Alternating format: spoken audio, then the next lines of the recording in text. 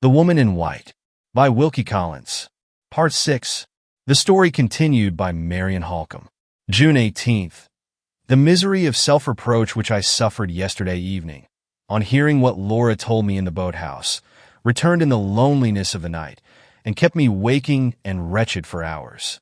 I lighted my candle at last and searched through my old journals to see what my share in the fatal error of her marriage had really been, and what I might have once done to save her from it. The result soothed me a little, for it showed that, however blindly and ignorantly I acted for the best. Crying generally does me harm, but it was not so last night. I think it relieved me. I rose this morning with a settled resolution and a quiet mind. Nothing Sir Percival can say or do shall ever irritate me again, or make me forget for one moment that I am staying here in defiance of mortifications, insults, and threats, for Laura's service and for Laura's sake. The speculations in which we might have indulged this morning, on the subject of the figure at the lake and the footsteps in the plantation, have been all suspended by a trifling accident which has caused Laura great regret. She has lost the little brooch I gave her for a keepsake on the day before her marriage. As she wore it when we went out yesterday evening, we can only suppose that it must have dropped from her dress, either in the boathouse or on our way back. The servants have been sent to search, and have returned unsuccessful. And now Laura herself has gone to look for it. Whether she finds it or not, the loss will help to excuse her absence from the house, if Sir Percival returns before the letter from Mr. Gilmore's partner is placed in my hands. 1 o'clock has just struck. I am considering whether I had better wait here for the arrival of the messenger from London, or slip away quietly and watch for him outside the lodge gate. My suspicion of everybody and everything in this house inclines me to think that the second plan may be the best. The Count is safe in the breakfast room.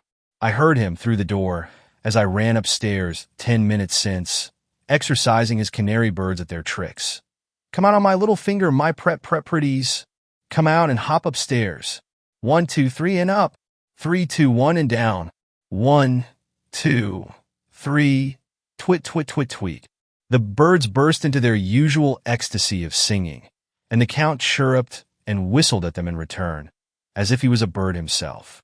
My room door is open, and I can hear the shrill singing and whistling at this very moment. If I am really to slip out without being observed, now is my time. 4 o'clock. The 3 hours that have passed since I made my last entry have turned the whole march of events at Blackwater Park in a new direction. Whether for good or for evil, I cannot and dare not decide. Let me get back first to the place at which I left off, or I shall lose myself in the confusion of my own thoughts. I went out, as I had proposed, to meet the messenger with my letter from London at the lodge gate.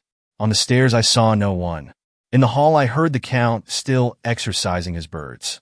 But on crossing the quadrangle outside, I passed Madame Fosco, walking by herself in her favorite circle, round and round the great fish pond. I at once slackened my pace, so as to avoid all appearance of being in a hurry, and even went the length, for caution's sake, of inquiring if she thought of going out before lunch. She smiled at me in the friendliest manner, said she preferred remaining near the house, nodded pleasantly, and re-entered the hall. I looked back and saw that she had closed the door before I had opened the wicket by the side of the carriage gates. In less than a quarter of an hour, I reached the lodge. The lane outside took a sudden turn to the left, ran on straight for 100 yards or so, and then took another sharp turn to the right to join the high road. Between these two turns, hidden from the lodge on one side, and from the way to the station on the other, I waited, walking backwards and forwards. High hedges were on either side of me, and for 20 minutes, by my watch, I neither saw nor heard anything. At the end of that time, the sound of a carriage caught my ear, and I was met, as I advanced towards the second turning, by a fly from the railway. I made a sign to the driver to stop. As he obeyed me, a respectable-looking man put his head out of the window to see what was the matter. "I beg your pardon," I said, "but am I right in supposing that you're going to Blackwater Park?" "Yes, ma'am." "With a letter for anyone?" "With a letter for Miss Halcombe, ma'am." "You may give me the letter." "I am Miss Halcombe." The man touched his hat, got out of the fly immediately, and gave me the letter. I opened it at once and read these lines. I copy them here, thinking it best to destroy the original for caution's sake. Dear Madam, your letter received this morning has caused me very great anxiety. I will reply to it as briefly and plainly as possible. My careful consideration of the statement made by yourself and my knowledge of Lady Glyde's position, as defined in the settlement, lead me, I regret to say, to the conclusion that a loan of the trust money to Sir Percival, or in other words, a loan of some portion of the £20,000 of Lady Glyde's fortune, is in contemplation, and that she is made a party to the deed, in order to secure her approval of a flagrant breach of trust, and to have her signature produced against her if she should complain hereafter. It is impossible, on any other supposition, to account, situated as she is, for her execution to a deed of any kind being wanted at all. In the event of Lady Glyde signing such a document, as I am compelled to suppose the deed in question to be, her trustees would be at liberty to advance money to Sir Percival out of her £20,000. If the amount so lent should not be paid back, and if Lady Glyde should have children, their fortune will then be diminished by the sum, large or small, so advanced. In plainer terms still, the transaction, for anything that Lady Glyde knows to the contrary, may be a fraud upon her unborn children.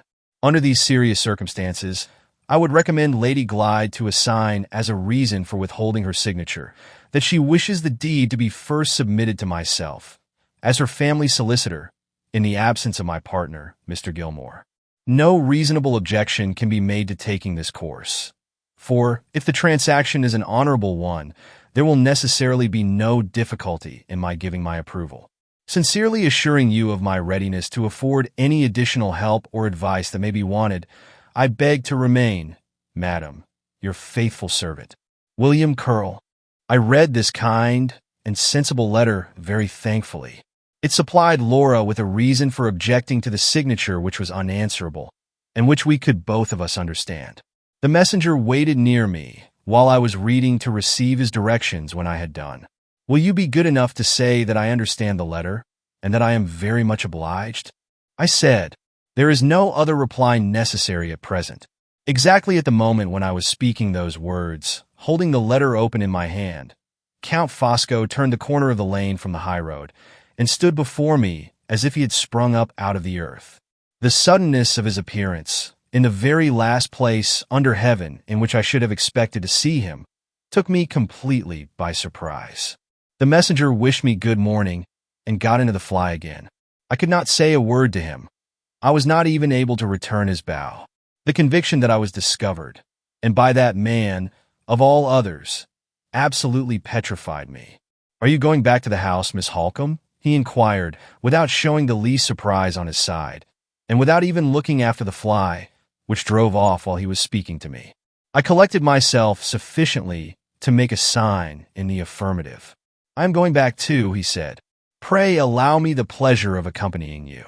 Will you take my arm? You look surprised at seeing me." I took his arm. The first of my scattered senses that came back was the sense that warned me to sacrifice anything rather than make an enemy of him. "You look surprised at seeing me," he repeated in his quietly pertinacious way.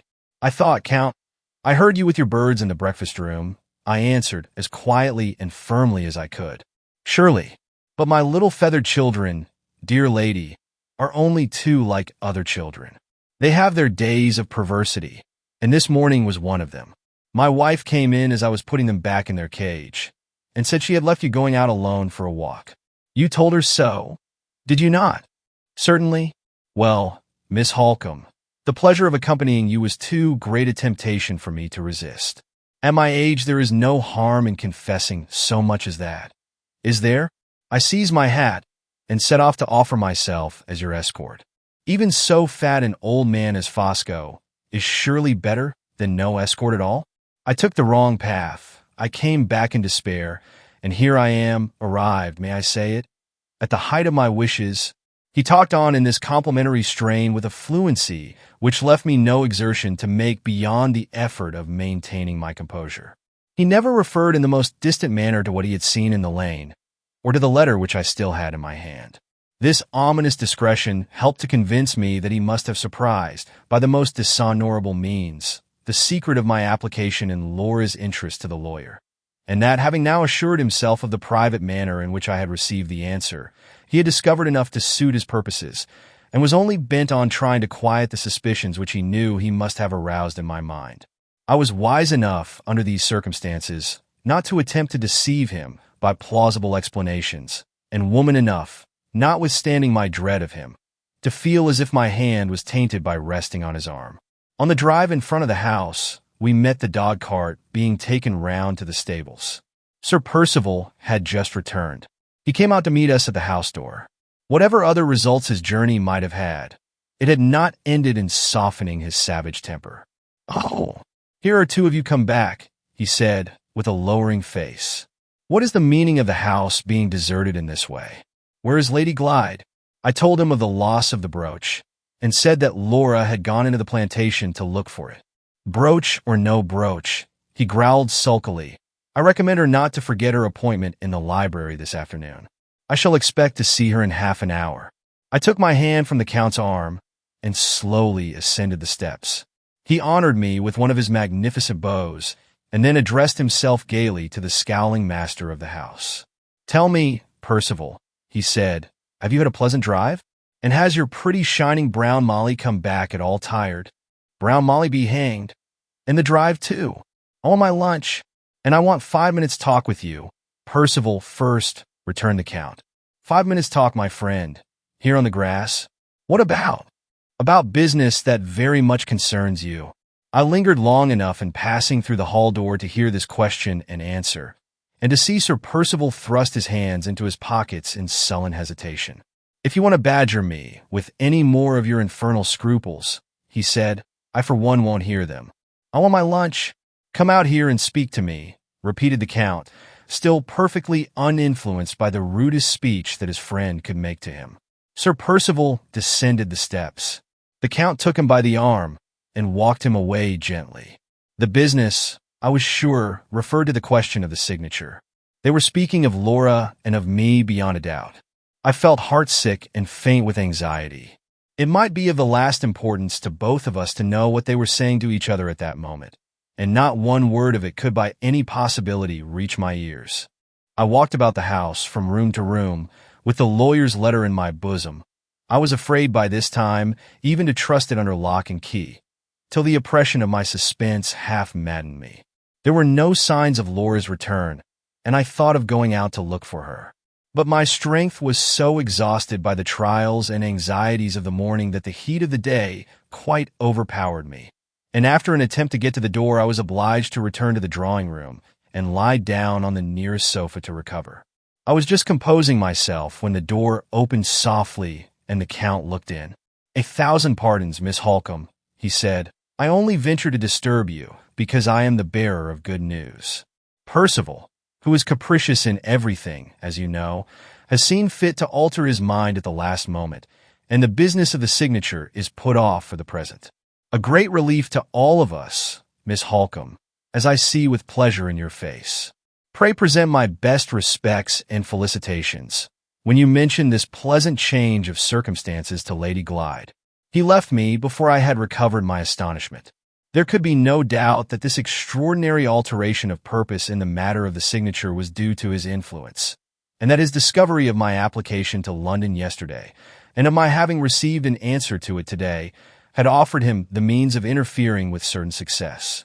I felt these impressions, but my mind seemed to share the exhaustion of my body, and I was in no condition to dwell on them with any useful reference to the doubtful present or the threatening future. I tried a second time to run out and find Laura, but my head was giddy and my knees trembled under me. There was no choice but to give it up again and return to the sofa, sorely against my will. The quiet in the house, and the low murmuring hum of summer insects outside the open window, soothed me. My eyes closed of themselves, and I passed gradually into a strange condition, which was not waking, for I knew nothing of what was going on about me, and not sleeping, for I was conscious of my own repose. In this state my fevered mind broke loose from me, while my weary body was at rest, and in a trance or daydream of my fancy, I know not what to call it, I saw Walter Hartwright. I had not thought of him since I rose that morning. Laura had not said one word to me either directly or indirectly referring to him, and yet I saw him now as plainly as if the past time had returned, and we were both together again at Limmeridge House. He appeared to me as one among many other men, none of whose faces I could plainly discern. They were all lying on the steps of an immense, ruined temple. Colossal tropical trees, with rank creepers twining endlessly about their trunks, and hideous stone idols glimmering and grinning at intervals behind leaves and stalks and branches, surrounded the temple and shut out the sky, and threw a dismal shadow over the forlorn band of men on the steps. White exhalations twisted and curled up stealthily from the ground, approached the men in wreaths like smoke, touched them, and stretched them out dead, one by one, in the places where they lay. An agony of pity and fear for Walter loosened my tongue, and I implored him to escape. Come back, I said. Remember your promise to her and to me. Come back to us before the pestilence reaches you and lays you dead like the rest. He looked at me with an unearthly quiet in his face. Wait, he said, I shall come back. The night when I met the lost woman on the highway was the night which set my life apart to be the instrument of a design that is yet unseen. Here, lost in the wilderness, or there, welcomed back in the land of my birth, I am still walking on the dark road which leads me, and you, and the sister of your love and mine, to the unknown retribution and the inevitable end. Wait and look. The pestilence which touches the rest will pass me. I saw him again. He was still in the forest, and the numbers of his lost companions had dwindled to very few. The temple was gone, and the idols were gone, and in their place the figures of dark, dwarfish men lurked murderously among the trees, with bows in their hands and arrows fitted to the string. Once more I feared for Walter, and cried out to warn him. Once more he turned to me, with the immovable quiet in his face. Another step, he said, on the dark road. Wait and look. The arrows that strike the rest will spare me. I saw him for the third time in a wrecked ship, stranded on a wild, sandy shore. The overloaded boats were making away from him for the land, and he alone was left to sink with the ship. I cried to him to hail the hindmost boat and to make a last effort for his life. The quiet face looked at me in return, and the unmoved voice gave me back the changeless reply. Another step on the journey. Wait and look. The sea which drowns the rest will spare me. I saw him for the last time. He was kneeling by a tomb of white marble, and the shadow of a veiled woman rose out of the grave beneath and waited by his side. The unearthly quiet of his face had changed to an unearthly sorrow, but the terrible certainty of his words remained the same. Darker and darker, he said, farther and farther yet. Death takes the good, the beautiful, and the young, and spares me. The pestilence that wastes, the arrow that strikes, the sea that drowns, the grave that closes over love and hope, are steps of my journey, and take me nearer and nearer to the end. My heart sank under a dread beyond words, under a grief beyond tears.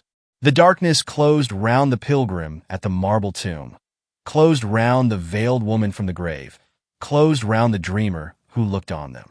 I saw and heard no more. I was aroused by a hand laid on my shoulder. It was Laura's. She had dropped on her knees by the side of the sofa. Her face was flushed and agitated, and her eyes met mine in a wild, bewildered manner. I started the instant I saw her. What has happened? I asked.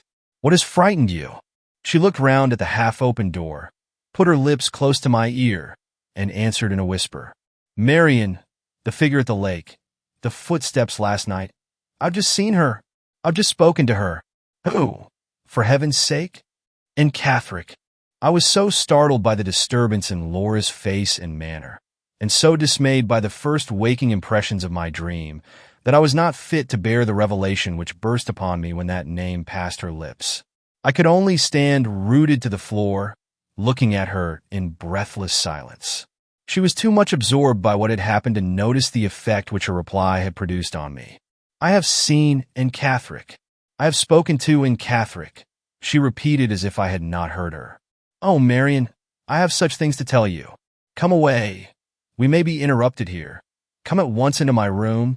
With those eager words she caught me by the hand and led me through the library to the end room on the ground floor, which had been fitted up for her own especial use. No third person, except her maid, could have any excuse for surprising us here. She pushed me in before her, locked the door, and drew the chintz curtains that hung over the inside. The strange, stunned feeling which had taken possession of me still remained, but a growing conviction that the complications which had long threatened to gather about her and to gather about me had suddenly closed fast round us both was now beginning to penetrate my mind. I could not express it in words. I could hardly even realize it dimly in my own thoughts. "And Catherick," I whispered to myself, with useless, helpless reiteration, "and Catherick." Laura drew me to the nearest seat, an ottoman in the middle of the room. "Look," she said, "look here," and pointed to the bosom of her dress. I saw, for the first time, that the lost brooch was pinned in its place again. There was something real in the sight of it, something real in the touching of it afterwards, which seemed to steady the whirl and confusion in my thoughts, and to help me to compose myself. "Where did you find your brooch?" The first words I could say to her were the words which put that trivial question at that important moment. "She found it, Marian." "Where?" "On the floor of the boathouse." "Oh, how shall I begin? How shall I tell you about it?" She talked to me so strangely. She looked so fearfully ill. She left me so suddenly.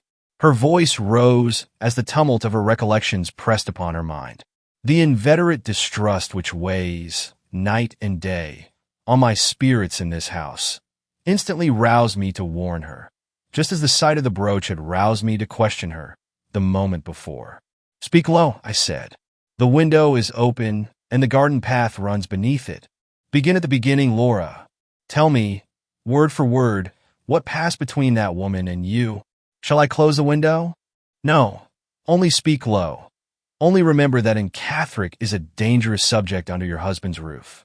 "Where did you first see her?" "At the boathouse, Marian. I went out, as you know, to find my brooch, and I walked along the path through the plantation, looking down on the ground carefully at every step. In that way I got on, after a long time, to the boathouse, and as soon as I was inside it, I went on my knees to hunt over the floor. I was still searching with my back to the doorway, when I heard a soft, strange voice behind me say, 'Miss Fairley.'" "Miss Fairley?" "Yes, my old name, the dear, familiar name that I thought I had parted from forever." I started up, not frightened. The voice was too kind and gentle to frighten anybody, but very much surprised. There, looking at me from the doorway, stood a woman, whose face I never remembered to have seen before. How was she dressed? She had a neat, pretty white gown on, and over it a poor, worn, thin, dark shawl. Her bonnet was of brown straw, as poor and worn as the shawl. I was struck by the difference between her gown and the rest of her dress, and she saw that I noticed it. "Don't look at my bonnet and shawl," she said, speaking in a quick, breathless, sudden way. "If I mustn't wear white, I don't care what I wear. Look at my gown as much as you please. I'm not ashamed of that." Very strange, was it not? Before I could say anything to soothe her, she held out one of her hands, and I saw my brooch in it. I was so pleased and so grateful that I went quite close to her to say what I really felt. "Are you thankful enough to do me one little kindness?" she asked. "Yes, indeed," I answered. "Any kindness in my power, I shall be glad to show you." "Then let me pin your brooch on for you. Now I have found it." Her request was so unexpected, Marian, and she made it with such extraordinary eagerness that I drew back a step or two, not well knowing what to do. "Ah," she said, "your mother would have let me pin on the brooch." There was something in her voice and her look, as well as in her mentioning my mother in that reproachful manner, which made me ashamed of my distrust. I took her hand with the brooch in it, and put it up gently on the bosom of my dress. "You knew my mother?" I said. "Was it very long ago? Have I ever seen you before?" Her hands were busy fastening the brooch. She stopped and pressed them against my breast. "You don't remember a fine spring day at Limmeridge," she said, "and your mother walking down the path that led to the school, with a little girl on each side of her? I have had nothing else to think of since, and I remember it. You were one of the little girls, and I was the other. Pretty, clever Miss Fairley and poor dazed and Catherick were nearer to each other then than they are now. Did you remember her, Laura?" When she told you her name? Yes. I remembered your asking me about in Catholic at Limmeridge, and you're saying that she had once been considered like me. What reminded you of that, Laura? She reminded me. While I was looking at her, while she was very close to me, it came over my mind suddenly that we were like each other. Her face was pale and thin and weary, but the sight of it startled me, as if it had been the sight of my own face in the glass after a long illness. The discovery, I don't know why, gave me such a shock that I was perfectly incapable of speaking to her for the moment. Did she seem hurt by your silence? I'm afraid she was hurt by it. You have not got your mother's face, she said, or your mother's heart. Your mother's face was dark, and your mother's heart, Miss Fairley, was the heart of an angel. I am sure I feel kindly towards you, I said, though I may not be able to express it as I ought. Why do you call me Miss Fairley? Because I love the name of Fairley and hate the name of Glyde, she broke out violently. I had seen nothing like madness in her before this, but I fancied I saw it now in her eyes. I only thought you might not know I was married, I said, remembering the wild letter she wrote to me at Limmeridge and trying to quiet her. She sighed bitterly and turned away from me. Not know you were married? She repeated. I am here because you are married. I am here to make atonement to you before I meet your mother in the world beyond the grave. She drew farther and farther away from me till she was out of the boathouse, and then she watched and listened for a little while. When she turned round to speak again, instead of coming back, she stopped where she was, looking in at me, with a hand on each side of the entrance. Did you see me at the lake last night? She said. Did you hear me following you in the wood? I have been waiting for days together to speak to you alone. I have left the only friend I have in the world, anxious and frightened about me. I have risked being shut up again in the madhouse. And all for your sake, Miss Fairley, all for your sake. Her words alarmed me, Marian. And yet there was something in the way she spoke that made me pity her with all my heart. I am sure my pity must have been sincere, for it made me bold enough to ask the poor creature to come in and sit down in the boathouse by my side. Did she do so? No. She shook her head and told me she must stop where she was to watch and listen and see that no third person surprised us. And from first to last, there she waited at the entrance with a hand on each side of it, sometimes bending in suddenly to speak to me, sometimes drawing back suddenly to look about her. I was here yesterday, she said, before it came dark, and I heard you, and the lady with you, talking together. I heard you tell her about your husband. I heard you say you had no influence to make him believe you, and no influence to keep him silent. Ah! I knew what those words meant. My conscience told me while I was listening. Why did I ever let you marry him? Oh, my fear, my mad, miserable, wicked fear. She covered up her face in her poor worn shawl and moaned and murmured to herself behind it. I began to be afraid she might break out into some terrible despair which neither she nor I could master. Try to quiet yourself, I said. Try to tell me how you might have prevented my marriage. She took the shawl from her face and looked at me vacantly. I ought to have had heart enough to stop at Limmeridge, she answered. I ought never to have let the news of his coming there frighten me away. I ought to have warned you and saved you before it was too late. Why did I only have courage enough to write you that letter? Why did I only do harm when I wanted and meant to do good? Oh, my fear, my mad, miserable, wicked fear. She repeated those words again and hid her face again in the end of her poor worn shawl. It was dreadful to see her and dreadful to hear her. Surely, Laura, you asked what the fear was which she dwelt on so earnestly? Yes, I asked that. And what did she say? She asked me in return if I should not be afraid of a man who had shut me up in a madhouse, and who would shut me up again if he could. I said, Are you afraid still? Surely you would not be here if you were afraid now. No, she said, I'm not afraid now. I asked why not. She suddenly bent forward into the boathouse and said, Can't you guess why? I shook my head. Look at me, she went on. I told her I was grieved to see that she looked very sorrowful and very ill. She smiled for the first time. Ill, she repeated. I'm dying. You know why I'm not afraid of him now. Do you think I shall meet your mother in heaven? Will she forgive me if I do? I was so shocked and so startled that I could make no reply. I've been thinking of it, she went on, All the time I've been in hiding from your husband. All the time I lay ill. My thoughts have driven me here. I want to make atonement. I want to undo all I can of the harm I once did. I begged her as earnestly as I could to tell me what she meant. She still looked at me with fixed, vacant eyes. Shall I undo the harm? She said to herself doubtfully. You have friends to take your part. If you know his secret, he will be afraid of you. He won't dare use you as he used me. He must treat you mercifully for his own sake, if he is afraid of you and your friends. And if he treats you mercifully, and if I can say it was my doing, I listened eagerly for more, but she stopped at those words. You try to make her go on? I tried, but she only drew herself away from me again and leaned her face and arms against the side of the boathouse. Oh, I heard her say, with a dreadful, distracted tenderness in her voice, oh, if I could only be buried with your mother, if I could only wake at her side when the angels' trumpet sounds and the graves give up their dead at the resurrection. Marian, I trembled from head to foot. It was horrible to hear her. But there is no hope of that, she said, moving a little, so as to look at me again. No hope for a poor stranger like me. I shall not rest under the marble cross that I washed with my own hands and made so white and pure for her sake. Oh no, oh no. God's mercy, not man's, will take me to her, where the wicked cease from troubling and the weary are at rest. She spoke those words quietly and sorrowfully, with a heavy, hopeless sigh, and then waited a little. Her face was confused and troubled. She seemed to be thinking, or trying to think. What was it I said just now? She asked after a while. When your mother is in my mind, everything else goes out of it. What was I saying? What was I saying? I reminded the poor creature, as kindly and delicately as I could. Ah, yes, yes, she said, still in a vacant, perplexed manner.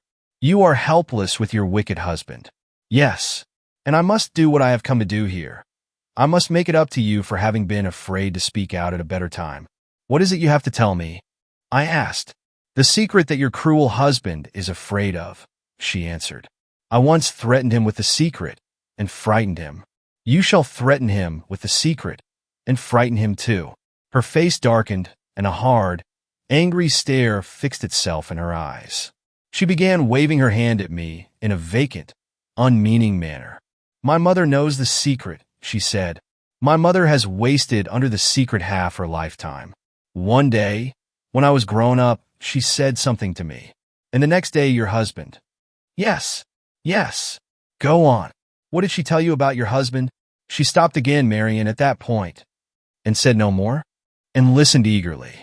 Hush, she whispered, still waving her hand at me. Hush. She moved aside out of the doorway, moved slowly and stealthily, step by step, till I lost her past the edge of the boathouse. Surely you followed her? Yes. My anxiety made me bold enough to rise and follow her. Just as I reached the entrance, she appeared again suddenly, round the side of the boathouse. The secret, I whispered to her.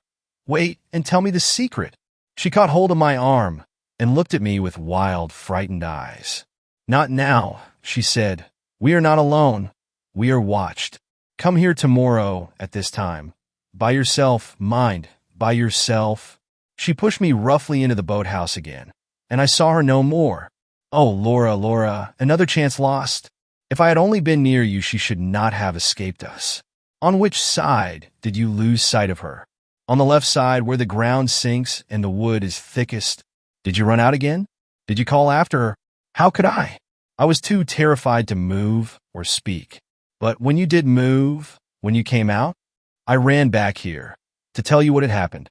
Did you see anyone or hear anyone in the plantation? No, it seemed to be all still and quiet when I passed through it. I waited for a moment to consider. Was this third person, supposed to have been secretly present at the interview, a reality, or the creature of in Catherick's excited fancy? It was impossible to determine. The one thing certain was that we had failed again on the very brink of discovery, failed utterly and irretrievably, unless and Catherick kept her appointment at the boathouse for the next day. Are you quite sure you have told me everything that passed? Every word that was said?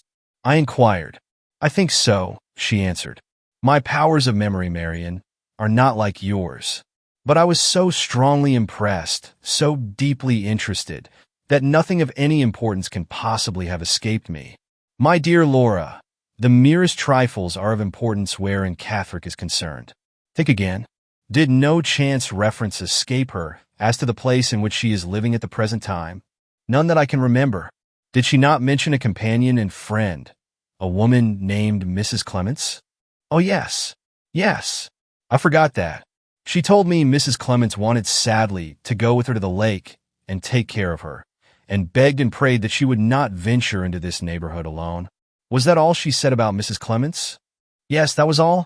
She told you nothing about the place in which she took refuge after leaving Todd's Corner? Nothing, I am quite sure. Nor where she has lived since. Nor what her illness had been. No, Marian, not a word. Tell me, pray tell me what you think about it. I don't know what to think, or what to do next. You must do this, my love. You must carefully keep the appointment at the boathouse tomorrow. It is impossible to say what interests may not depend on your seeing that woman again. You shall not be left to yourself a second time. I will follow you at a safe distance. Nobody shall see me, but I will keep within hearing of your voice, if anything happens. And Gothic has escaped Walter Hartwright, and has escaped you. Whatever happens, she shall not escape me. Laura's eyes read mine attentively. You believe, she said, in this secret that my husband is afraid of? Suppose, Marian, it should only exist after all in Gothic's fancy? Suppose she only wanted to see me and to speak to me, for the sake of old remembrances? Her manner was so strange. I almost doubted her. Would you trust her in other things? I trust nothing, Laura, but my own observation of your husband's conduct. I judge in Gothic's words by his actions, and I believe there is a secret. I said no more, and got up to leave the room. Thoughts were troubling me, which I might have told her if we had spoken together longer, and which it might have been dangerous for her to know. The influence of the terrible dream from which she had awakened me hung darkly and heavily over every fresh impression which the progress of her narrative produced on my mind. I felt the ominous future coming close, chilling me with an unutterable awe, forcing on me the conviction of an unseen design in the long series of complications which had now fastened round us. I thought of Hartwright, as I saw him in the body when he said farewell, as I saw him in the spirit in my dream, and I too began to doubt now whether we were not advancing blindfold to an appointed and an inevitable end.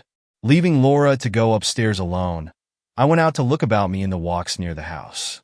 The circumstances under which Gothic had parted from her had made me secretly anxious to know how Count Fosco was passing the afternoon, and had rendered me secretly distrustful of the results of that solitary journey from which Sir Percival had returned but a few hours since. After looking for them in every direction and discovering nothing, I returned to the house and entered the different rooms on the ground floor one after another. They were all empty. I came out again into the hall and went upstairs to return to Laura. Madame Fosco opened her door as I passed it in my way along the passage, and I stopped to see if she could inform me of the whereabouts of her husband and Sir Percival. Yes, she had seen them both from her window more than an hour since. The Count had looked up with his customary kindness, and had mentioned with his habitual attention to her, in the smallest trifles, that he and his friend were going out together for a long walk. For a long walk! They had never yet been in each other's company with that object in my experience of them. Sir Percival cared for no exercise but riding, and the Count, except when he was polite enough to be my escort, cared for no exercise at all. When I joined Laura again, I found that she had called to mind in my absence the impending question of the signature to the deed, which, in the interest of discussing her interview with Gothic, we had hitherto overlooked. Her first words when I saw her expressed her surprise at the absence of the expected summons to attend Sir Percival in the library. You may make your mind easy on that subject, I said. For the present, at least, neither your resolution nor mine will be exposed to any further trial. Sir Percival has altered his plans. The business of the signature is put off. Put off? Laura repeated amazedly. Who told you so? My authority is Count Fosco. I believe it is to his interference that we are indebted for your husband's sudden change of purpose. It seems impossible, Marian. If the object of my signing was, as we suppose, to obtain money for Sir Percival that he urgently wanted, how can the matter be put off? I think, Laura, we have the means at hand of setting that doubt at rest. Have you forgotten the conversation that I heard between Sir Percival and the lawyer as they were crossing the hall? No, but I don't remember. I do. There were two alternatives proposed. One was to obtain your signature to the parchment. The other was to gain time by giving bills at 3 months. The last resource is evidently the resource now adopted, and we may fairly hope to be relieved from our share in Sir Percival's embarrassments for some time to come. Oh, Marian, it sounds too good to be true. Does it, my love? You complimented me on my ready memory not long since, but you seem to doubt it now. I will get my journal, and you shall see if I am right or wrong. I went away and got the book at once. On looking back to the entry referring to the lawyer's visit, we found that my recollection of the two alternatives presented was accurately correct. It was almost as great a relief to my mind as to Laura's to find that my memory had served me, on this occasion, as faithfully as usual. In the perilous uncertainty of our present situation, it is hard to say what future interests may not depend upon the regularity of the entries in my journal and upon the reliability of my recollection at the time when I make them. Laura's face and manner suggested to me that this last consideration had occurred to her as well as to myself. Anyway, it is only a trifling matter, and I am almost ashamed to put it down here in writing. It seems to set the forlornness of our situation in such a miserably vivid light. We must have little indeed to depend on when the discovery that my memory can still be trusted to serve us is hailed as if it was the discovery of a new friend. The first bell for dinner separated us. Just as it had done ringing, Sir Percival and the Count returned from their walk. We heard the master of the house storming at the servants for being 5 minutes late, and the master's guest interposing, as usual, in the interests of propriety, patience, and peace. The evening has come and gone. No extraordinary event has happened, but I have noticed certain peculiarities in the conduct of Sir Percival and the Count, which have sent me to my bed feeling very anxious and uneasy about in Gothic, and about the results which tomorrow may produce.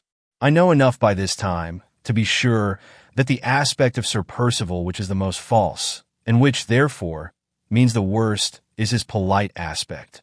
That long walk with his friend had ended in improving his manners, especially towards his wife. To Laura's secret surprise, and to my secret alarm, he called her by her Christian name, asked if she had heard lately from her uncle, inquired when Mrs. V.C. was to receive her invitation to Blackwater, and showed her so many other little attentions that he almost recalled the days of his hateful courtship at Limmeridge House. This was a bad sign to begin with, and I thought it more ominous still that he should pretend after dinner to fall asleep in the drawing-room, and that his eyes should cunningly follow Laura and me when he thought we neither of us suspected him. I have never had any doubt that his sudden journey by himself took him to Welmingham to question Mrs. Gothic, but the experience of tonight has made me fear that the expedition was not undertaken in vain, and that he has got the information which he unquestionably left us to collect. If I knew where in Gothic was to be found, I would be up tomorrow with sunrise and warn her. While the aspect under which Sir Percival presented himself tonight was unhappily, but too familiar to me, the aspect under which the Count appeared was, on the other hand, entirely new in my experience of him. He permitted me, this evening, to make his acquaintance for the first time in the character of a man of sentiment, as I believe, really felt, not assumed for the occasion. For instance, he was quiet and subdued. His eyes and his voice expressed a restrained sensibility. He wore, as if there was some hidden connection between his showiest finery and his deepest feeling, the most magnificent waistcoat he has yet appeared in. It was made of pale sea-green silk and delicately trimmed with fine silver braid. His voice sank into the tenderest inflections. His smile expressed a thoughtful, fatherly admiration whenever he spoke to Laura or to me. He pressed his wife's hand under the table when she thanked him for trifling little attentions at dinner. He took wine with her. "Your health and happiness, my angel," he said, with fond, glistening eyes. He ate little or nothing, and sighed, and said, "Good Percival," when his friend laughed at him. After dinner, he took Laura by the hand, and asked her if she would be so sweet as to play to him. She complied, through sheer astonishment. He sat by the piano, with his watch chain resting in folds, like a golden serpent, on the sea-green protuberance of his waistcoat. His immense head lay languidly on one side, and he gently beat time with two of his yellow-white fingers. He highly approved of the music and tenderly admired Laura's manner of playing. Not as poor Hartright used to praise it, with an innocent enjoyment of the sweet sounds, but with a clear, cultivated, practical knowledge of the merits of the composition, in the first place, and of the merits of the player's touch in the second. As the evening closed in, he begged that the lovely dying light might not be profaned, just yet, by the appearance of the lamps. He came, with his horribly silent tread, to the distant window at which I was standing, to be out of his way and to avoid the very sight of him. He came to ask me to support his protest against the lamps. If any one of them could only have burned him up at that moment, I would have gone down to the kitchen and fetched it myself. "Surely you like this modest, trembling English twilight," he said softly. "Ah, I love it. I feel my inborn admiration of all that is noble and great and good, purified by the breath of heaven on an evening like this. Nature has such imperishable charms, such inextinguishable tenderness for me. I am an old, fat man. Talk which would become your lips, Miss Halcombe, sounds like a derision and a mockery on mine.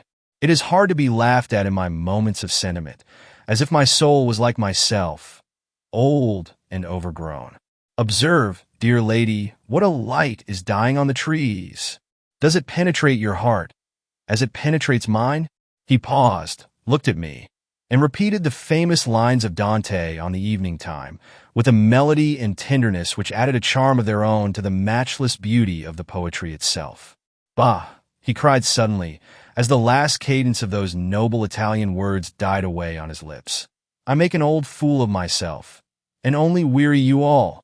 Let us shut up the window in our bosoms and get back to the matter-of-fact world. Percival, I sanction the admission of the lamps.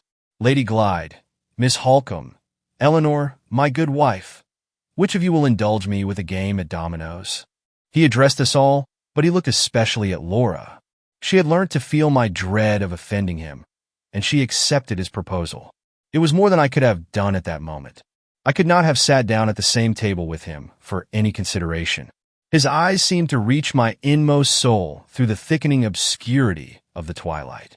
His voice trembled along every nerve in my body and turned me hot and cold alternately.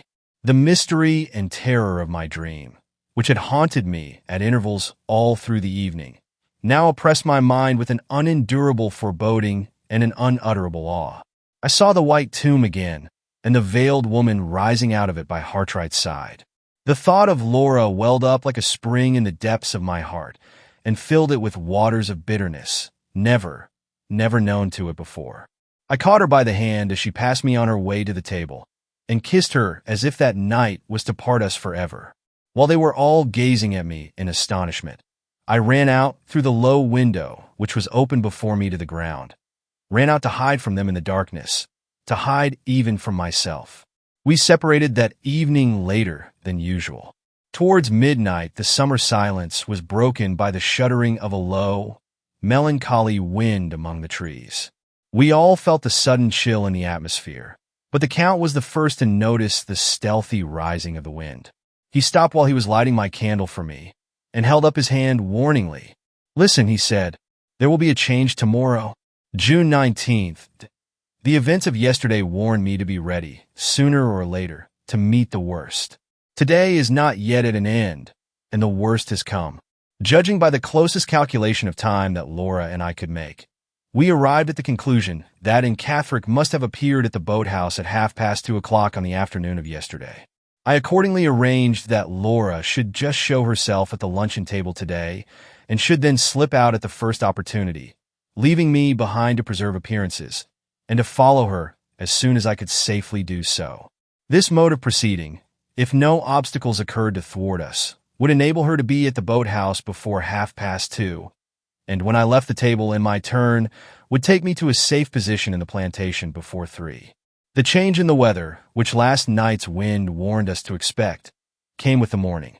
It was raining heavily when I got up, and it continued to rain until 12 o'clock, when the clouds dispersed, the blue sky appeared, and the sun shone again with the bright promise of a fine afternoon. My anxiety to know how Sir Percival and the Count would occupy the early part of the day was by no means set at rest, so far as Sir Percival was concerned, by his leaving us immediately after breakfast and going out by himself, in spite of the rain. He neither told us where he was going nor when we might expect him back. We saw him pass the breakfast room window hastily, with his high boots and his waterproof coat on, and that was all. The Count passed the morning quietly indoors, some part of it in the library, some part in the drawing room, playing odds and ends of music on the piano, and humming to himself. Judging by appearances, the sentimental side of his character was persistently inclined to betray itself still.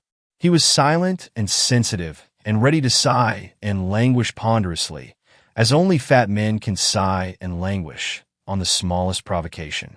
Luncheon time came, and Sir Percival did not return. The Count took his friend's place at the table, plaintively devoured the greater part of a fruit tart, submerged under a whole jugful of cream, and explained the full merit of the achievement to us as soon as he had done. A taste for sweets, he said in his softest tones and his tenderest manner, is the innocent taste of women and children. I love to share it with them. It is another bond, dear ladies, between you and me. Laura left the table in 10 minutes' time.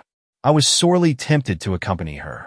But if we had both gone out together, we must have excited suspicion. And worse still, if we allowed in Catherine to see Laura, accompanied by a second person who was a stranger to her, we should in all probability forfeit her confidence from that moment, never to regain it again. I waited, therefore, as patiently as I could, until the servant came in to clear the table. When I quitted the room, there were no signs, in the house or out of it, of Sir Percival's return.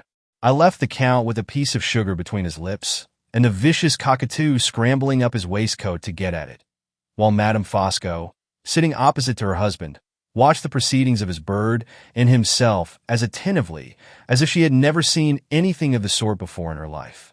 On my way to the plantation, I kept carefully beyond the range of view from the luncheon-room window. Nobody saw me, and nobody followed me. It was then 2:45 by my watch.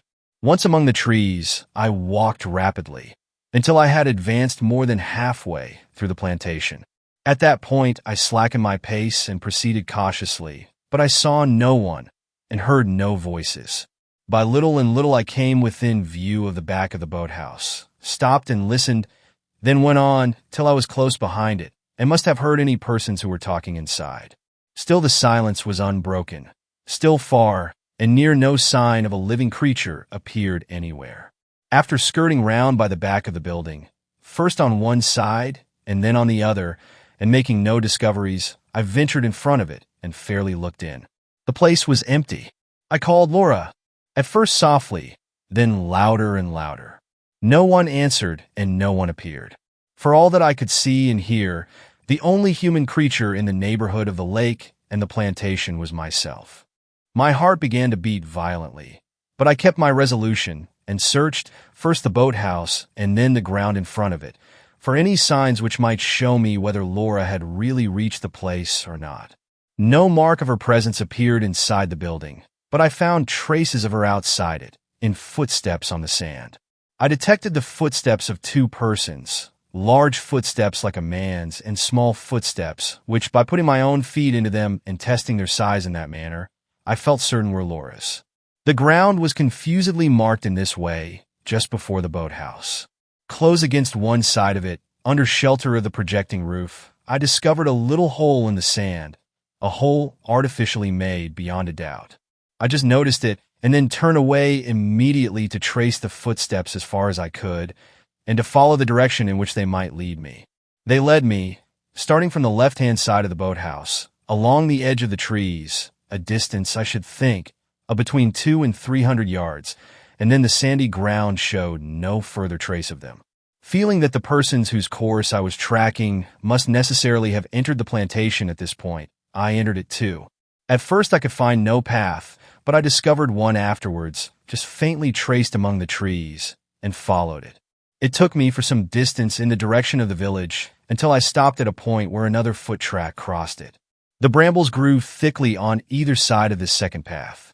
I stood looking down it, uncertain which way to take next, and while I looked I saw on one thorny branch some fragments of fringe from a woman's shawl.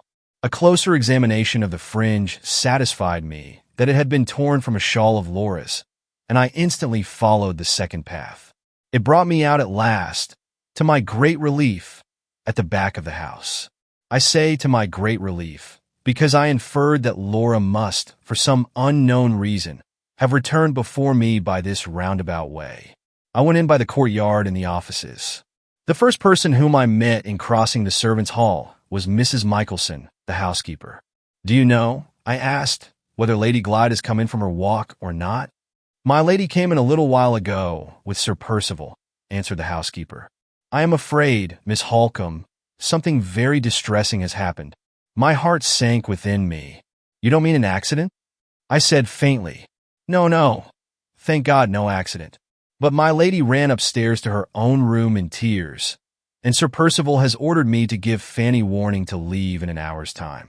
Fanny was Laura's maid, a good, affectionate girl who had been with her for years, the only person in the house whose fidelity and devotion we could both depend upon. "Where is Fanny?" I inquired. "In my room, Miss Halcombe. The young woman is quite overcome, and I told her to sit down and try to recover herself." I went to Mrs. Michelson's room and found Fanny in a corner, with her box by her side, crying bitterly. She could give me no explanation whatever of her sudden dismissal. Sir Percival had ordered that she should have a month's wages, in place of a month's warning, and go. No reason had been assigned. No objection had been made to her conduct. She had been forbidden to appeal to her mistress, forbidden even to see her for a moment to say goodbye. She was to go without explanations or farewells, and to go at once. After soothing the poor girl by a few friendly words, I asked where she proposed to sleep that night. She replied that she thought of going to the little inn in the village, the landlady of which was a respectable woman, known to the servants at Blackwater Park. The next morning, by leaving early, she might get back to her friends in Cumberland without stopping in London, where she was a total stranger. I felt directly that Fanny's departure offered us a safe means of communication with London and with Limmeridge House, of which it might be very important to avail ourselves. Accordingly, I told her that she might expect to hear from her mistress or from me in the course of the evening, and that she might depend on our both doing all that lay in our power to help her, under the trial of leaving us for the present. Those words said, I shook hands with her and went upstairs. The door which led to Laura's room was the door of an antechamber opening onto the passage. When I tried it, it was bolted on the inside. I knocked, and the door was opened by the same heavy, overgrown housemaid whose lumpish insensibility had tried my patience so severely on the day when I found the wounded dog. I had, since that time, discovered that her name was Margaret Porchet, and that she was the most awkward, slatternly, and obstinate servant in the house. On opening the door, she instantly stepped out to the threshold and stood grinning at me in stolid silence. "Why do you stand there?" I said. "Don't you see that I want to come in?" "Ah, but you mustn't come in," was the answer, with another and a broader grin still. "How dare you talk to me in that way? Stand back instantly." She stretched out a great red hand and arm on each side of her, so as to bar the doorway, and slowly nodded her addle head at me. "Master's orders," she said, and nodded again. I had need of all my self-control to warn me against contesting the matter with her, and to remind me that the next words I had to say must be addressed to her master. I turned my back on her, and instantly went downstairs to find him. My resolution to keep my temper under all the irritations that Sir Percival could offer was, by this time, as completely forgotten, I say so to my shame, as if I had never made it. It did me good. After all I had suffered and suppressed in that house, it actually did me good to feel how angry I was. The drawing room and the breakfast room were both empty. I went on to the library, and there I found Sir Percival, the Count, and Madame Fosco. They were all three standing up, close together, and Sir Percival had a little slip of paper in his hand. As I opened the door, I heard the Count say to him, "No, 1,000 times over, no." I walked straight up to him and looked him full in the face. "Am I to understand, Sir Percival, that your wife's room is a prison, and that your housemaid is the jailer who keeps it?" I asked. "Yes, that is what you are to understand," he answered. Take care my jailer hasn't got double duty to do. Take care your room is not a prison too. Take you care how you treat your wife, and how you threaten me. I broke out in the heat of my anger. There are laws in England to protect women from cruelty and outrage. If you hurt a hair of Laura's head, if you dare to interfere with my freedom, come what may, to those laws I will appeal. Instead of answering me, he turned round to the Count. What did I tell you? He asked. What do you say now? What I said before, replied the Count. No. Even in the vehemence of my anger, I felt his calm, cold, gray eyes on my face. They turned away from me as soon as he had spoken, and looked significantly at his wife. Madame Fosco immediately moved close to my side, and in that position addressed Sir Percival before either of us could speak again. Favor me with your attention for one moment, she said, in her clear, icily suppressed tones. I have to thank you, Sir Percival, for your hospitality and to decline taking advantage of it any longer. I remain in no house in which ladies are treated as your wife and Miss Halcombe have been treated here today. Sir Percival drew back a step and stared at her in dead silence. The declaration he had just heard, a declaration which he well knew, as I well knew, Madame Fosco would not have ventured to make without her husband's permission, seemed to petrify him with surprise. The Count stood by and looked at his wife with the most enthusiastic admiration. She is sublime, he said to himself. He approached her while he spoke and drew her hand through his arm. I am at your service, Eleanor, he went on with a quiet dignity that I had never noticed in him before. And at Miss Halcombe's service, if she will honor me by accepting all the assistance I can offer her. Damn it, what do you mean? Cried Sir Percival, as the Count quietly moved away with his wife to the door. At other times I mean what I say, but at this time I mean what my wife says, replied the impenetrable Italian. We have changed places, Percival, for once, and Madame Fosco's opinion is mine. Sir Percival crumpled up the paper in his hand, and pushing past the Count, with another oath, stood between him and the door. Have your own way, he said, with baffled rage in his low, half-whispering tones. Have your own way, and see what comes of it. With those words he left the room. Madame Fosco glanced inquiringly at her husband. He has gone away very suddenly, she said. What does it mean? It means that you and I together have brought the worst-tempered man in all England to his senses, answered the Count. It means, Miss Halcombe, that Lady Glyde is relieved from a gross indignity, and you from the repetition of an unpardonable insult. Suffer me to express my admiration of your conduct and your courage at a very trying moment. Sincere admiration, suggested Madame Fosco. Sincere admiration, echoed the Count. I had no longer the strength of my first angry resistance to outrage and injury to support me. My heartsick anxiety to see Laura, my sense of my own helpless ignorance of what had happened at the boathouse, pressed on me with an intolerable weight. I tried to keep up appearances by speaking to the Count and his wife in the tone which they had chosen to adopt in speaking to me, but the words failed on my lips. My breath came short and thick. My eyes looked longingly in silence at the door. The Count, understanding my anxiety, opened it, went out, and pulled it to after him. At the same time, Sir Percival's heavy step descended the stairs. I heard them whispering together outside, while Madame Fosco was assuring me, in her calmest and most conventional manner, that she rejoiced, for all our sakes, that Sir Percival's conduct had not obliged her husband and herself to leave Blackwater Park. Before she had done speaking, the whispering ceased. The door opened, and the Count looked in. Miss Halcombe, he said, I am happy to inform you that Lady Glyde is mistress again in her own house.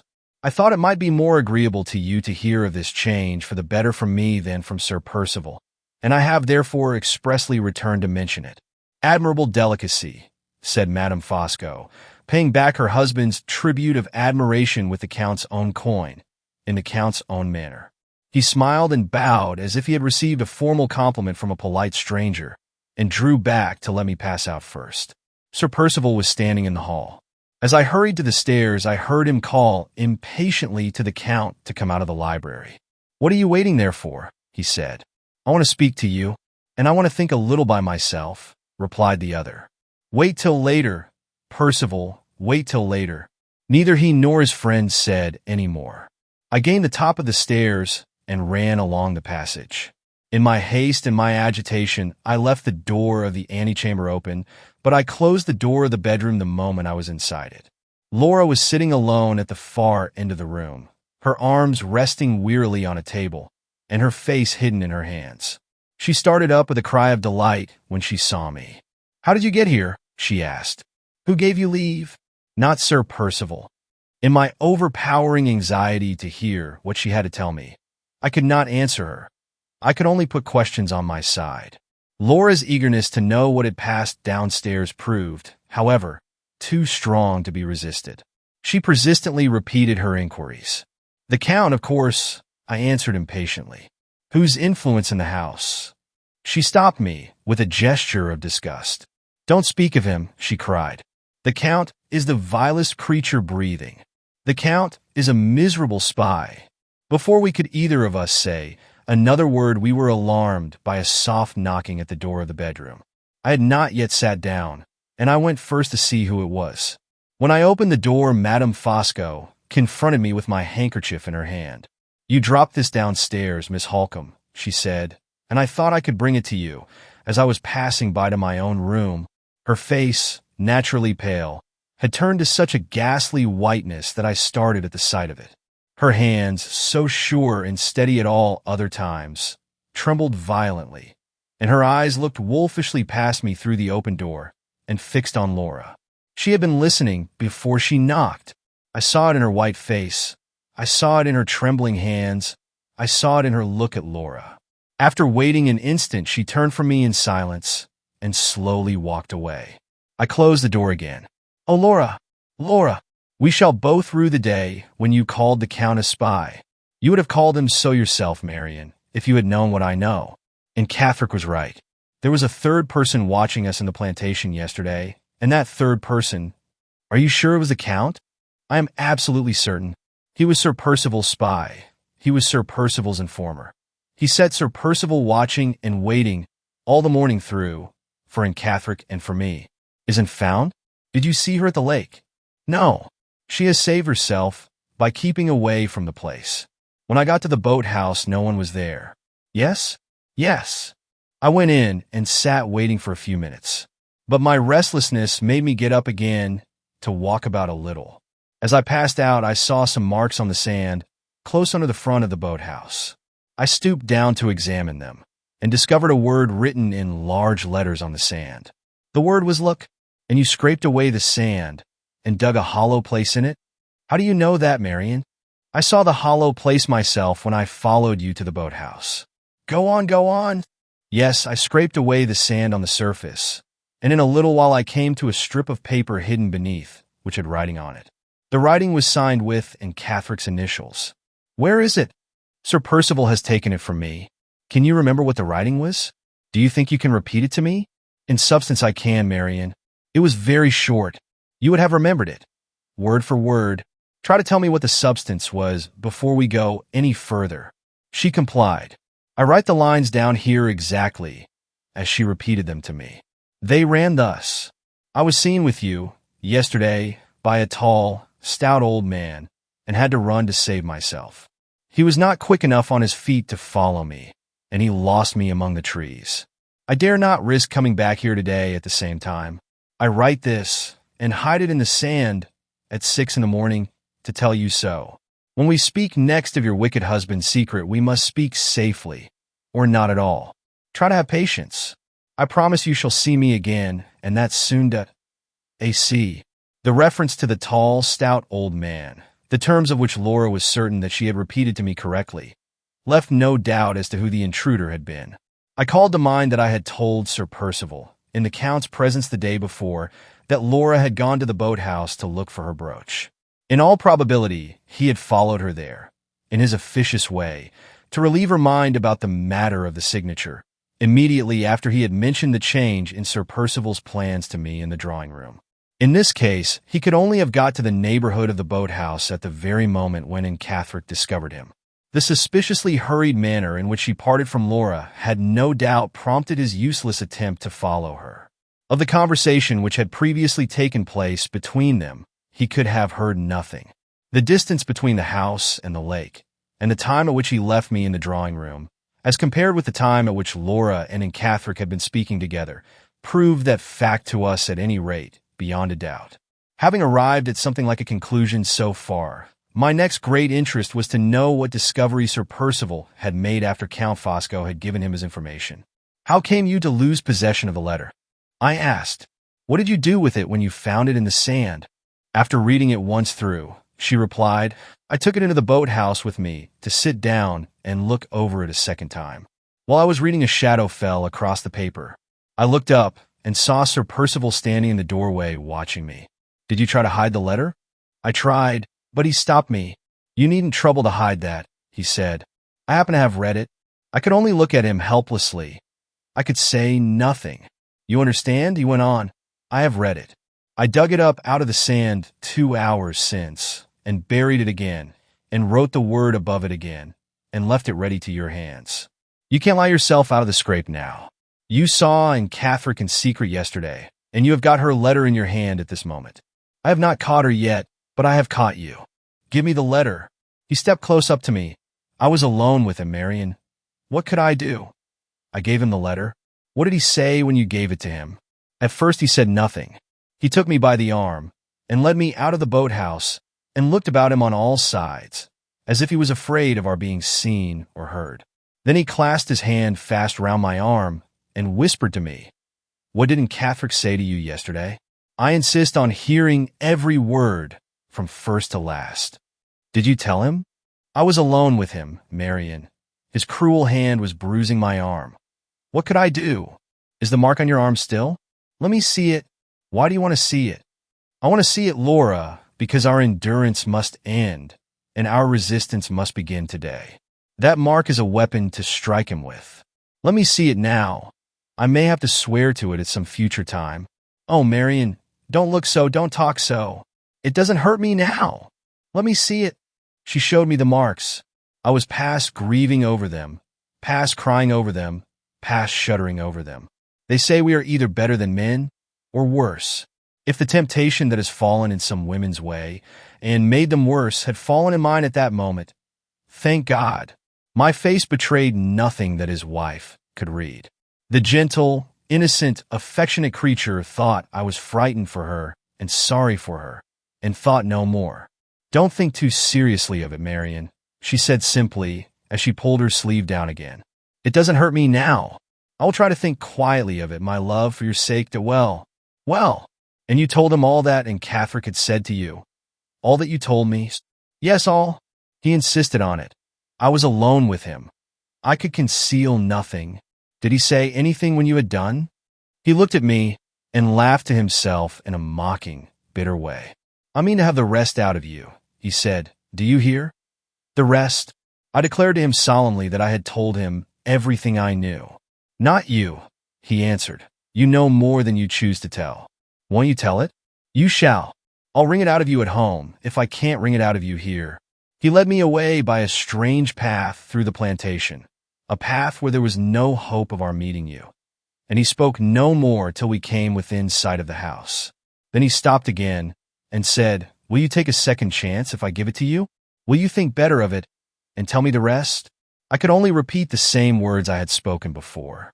He cursed my obstinacy and went on and took me with him to the house.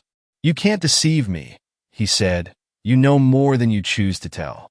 I'll have your secret out of you, and I'll have it out of that sister of yours as well. There shall be no more plotting and whispering between you. Neither you nor she shall see each other again till you have confessed the truth. I'll have you watch morning, noon, and night till you confess the truth." He was deaf to everything I could say. He took me straight upstairs into my own room. Fanny was sitting there doing some work for me, and he instantly ordered her out. "I'll take good care you're not mixed up in the conspiracy," he said. "You shall leave this house today. If your mistress wants a maid, she shall have one of my choosing."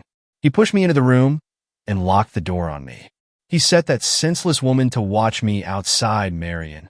He looked and spoke like a madman. "You may hardly understand it." He did indeed. "I do understand it, Laura. He is mad, mad with the terrors of a guilty conscience. Every word you have said makes me positively certain that when Catherick left you yesterday, you were on the eve of discovering a secret which might have been your vile husband's ruin, and he thinks you have discovered it. Nothing you can say or do will quiet that guilty distrust and convince his false nature of your truth. I don't say this, my love, to alarm you. I say it to open your eyes to your position and to convince you of the urgent necessity of letting me act as I best can for your protection while the chance is our own. Count Fosco's interference has secured me access to you today, but he may withdraw that interference tomorrow. Sir Percival has already dismissed Fanny because she is a quick-witted girl and devotedly attached to you, and has chosen a woman to take her place who cares nothing for your interests and whose dull intelligence lowers her to the level of the watchdog in the yard. It is impossible to say what violent measures he may take next, unless we make the most of our opportunities while we have them. What can we do, Marian?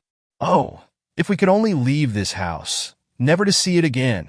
Listen to me, my love, and try to think that you are not quite helpless so long as I am here with you. I will think so. I do think so. Don't altogether forget poor Fanny in thinking of me. She wants help and comfort too. I will not forget her. I saw her before I came up here, and I have arranged to communicate with her tonight. Letters are not safe in the post bag at Blackwater Park, and I shall have 2 to write today, in your interests, which must pass through no hands but Fanny's. What letters? I mean to write first, Laura, to Mr. Gilmore's partner, who has offered to help us in any fresh emergency. Little as I know of the law, I am certain that it can protect a woman from such treatment as that ruffian has inflicted on you today. I will go into no details about Catherick, because I have no certain information to give, but the lawyer shall know of those bruises on your arm, and of the violence offered to you in this room. He shall, before I rest tonight. But think of the exposure, Marian. I am calculating on the exposure. Sir Percival has more to dread from it than you have. The prospect of an exposure may bring him to terms when nothing else will. I rose as I spoke, but Laura entreated me not to leave her. You will drive him to desperation, she said, and increase our dangers tenfold. I felt the truth, the disheartening truth, of those words, but I could not bring myself plainly to acknowledge it to her. In our dreadful position, there was no help and no hope for us but in risking the worst. I said so in guarded terms. She sighed bitterly, but did not contest the matter. She only asked about the second letter that I had proposed writing. To whom was it to be addressed? To Mr. Fairley, I said. Your uncle is your nearest male relative and the head of the family. He must and shall interfere. Laura shook her head sorrowfully. Yes, I went on. Your uncle is a weak, selfish, worldly man, I know, but he is not Sir Percival Glyde, and he has no such friend about him as Count Fosco. I expect nothing from his kindness or his tenderness of feeling towards you or towards me, but he will do anything to pamper his own indolence and to secure his own quiet.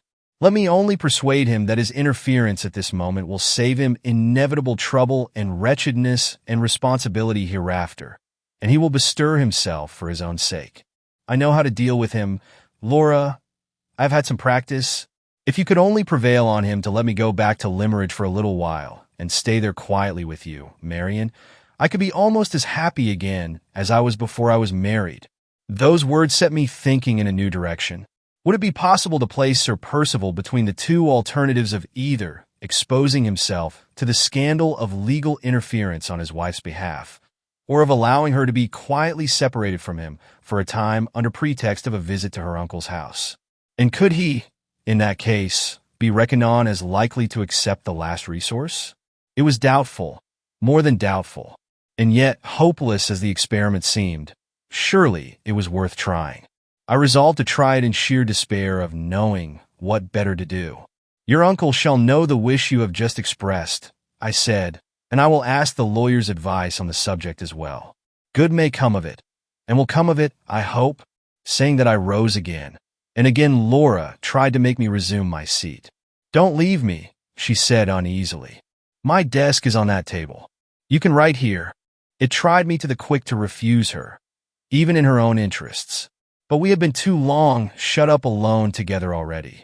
Our chance of seeing each other again might entirely depend on our not exciting any fresh suspicions. It was full time to show myself, quietly and unconcernedly, among the wretches who were at that very moment, perhaps thinking of us and talking of us downstairs. I explained the miserable necessity to Laura and prevailed on her to recognize it as I did. "I will come back again, love, in an hour or less," I said. "The worst is over for today. Keep yourself quiet and fear nothing. Is the key in the door, Marian? Can I lock it on the inside?" "Yes, here's the key. Lock the door and open it to nobody until I come upstairs again." I kissed her and left her. It was a relief to me as I walked away to hear the key turned in the lock and to know that the door was at her own command. June 19th. I had only got as far as the top of the stairs when the locking of Laura's door suggested to me the precaution of also locking my own door and keeping the key safely about me while I was out of the room. My journal was already secured with other papers in the table drawer, but my writing materials were left out. These included a seal bearing the common device of two doves drinking out of the same cup, and some sheets of blotting paper, which had the impression on them of the closing lines of my writing in these pages traced during the past night. Distorted by the suspicion which had now become a part of myself, even such trifles as these looked too dangerous to be trusted without a guard. Even the locked table drawer seemed to be not sufficiently protected in my absence until the means of access to it had been carefully secured as well. I found no appearance of anyone having entered the room while I had been talking with Laura. My writing materials, which I had given the servant instructions never to meddle with, were scattered over the table much as usual.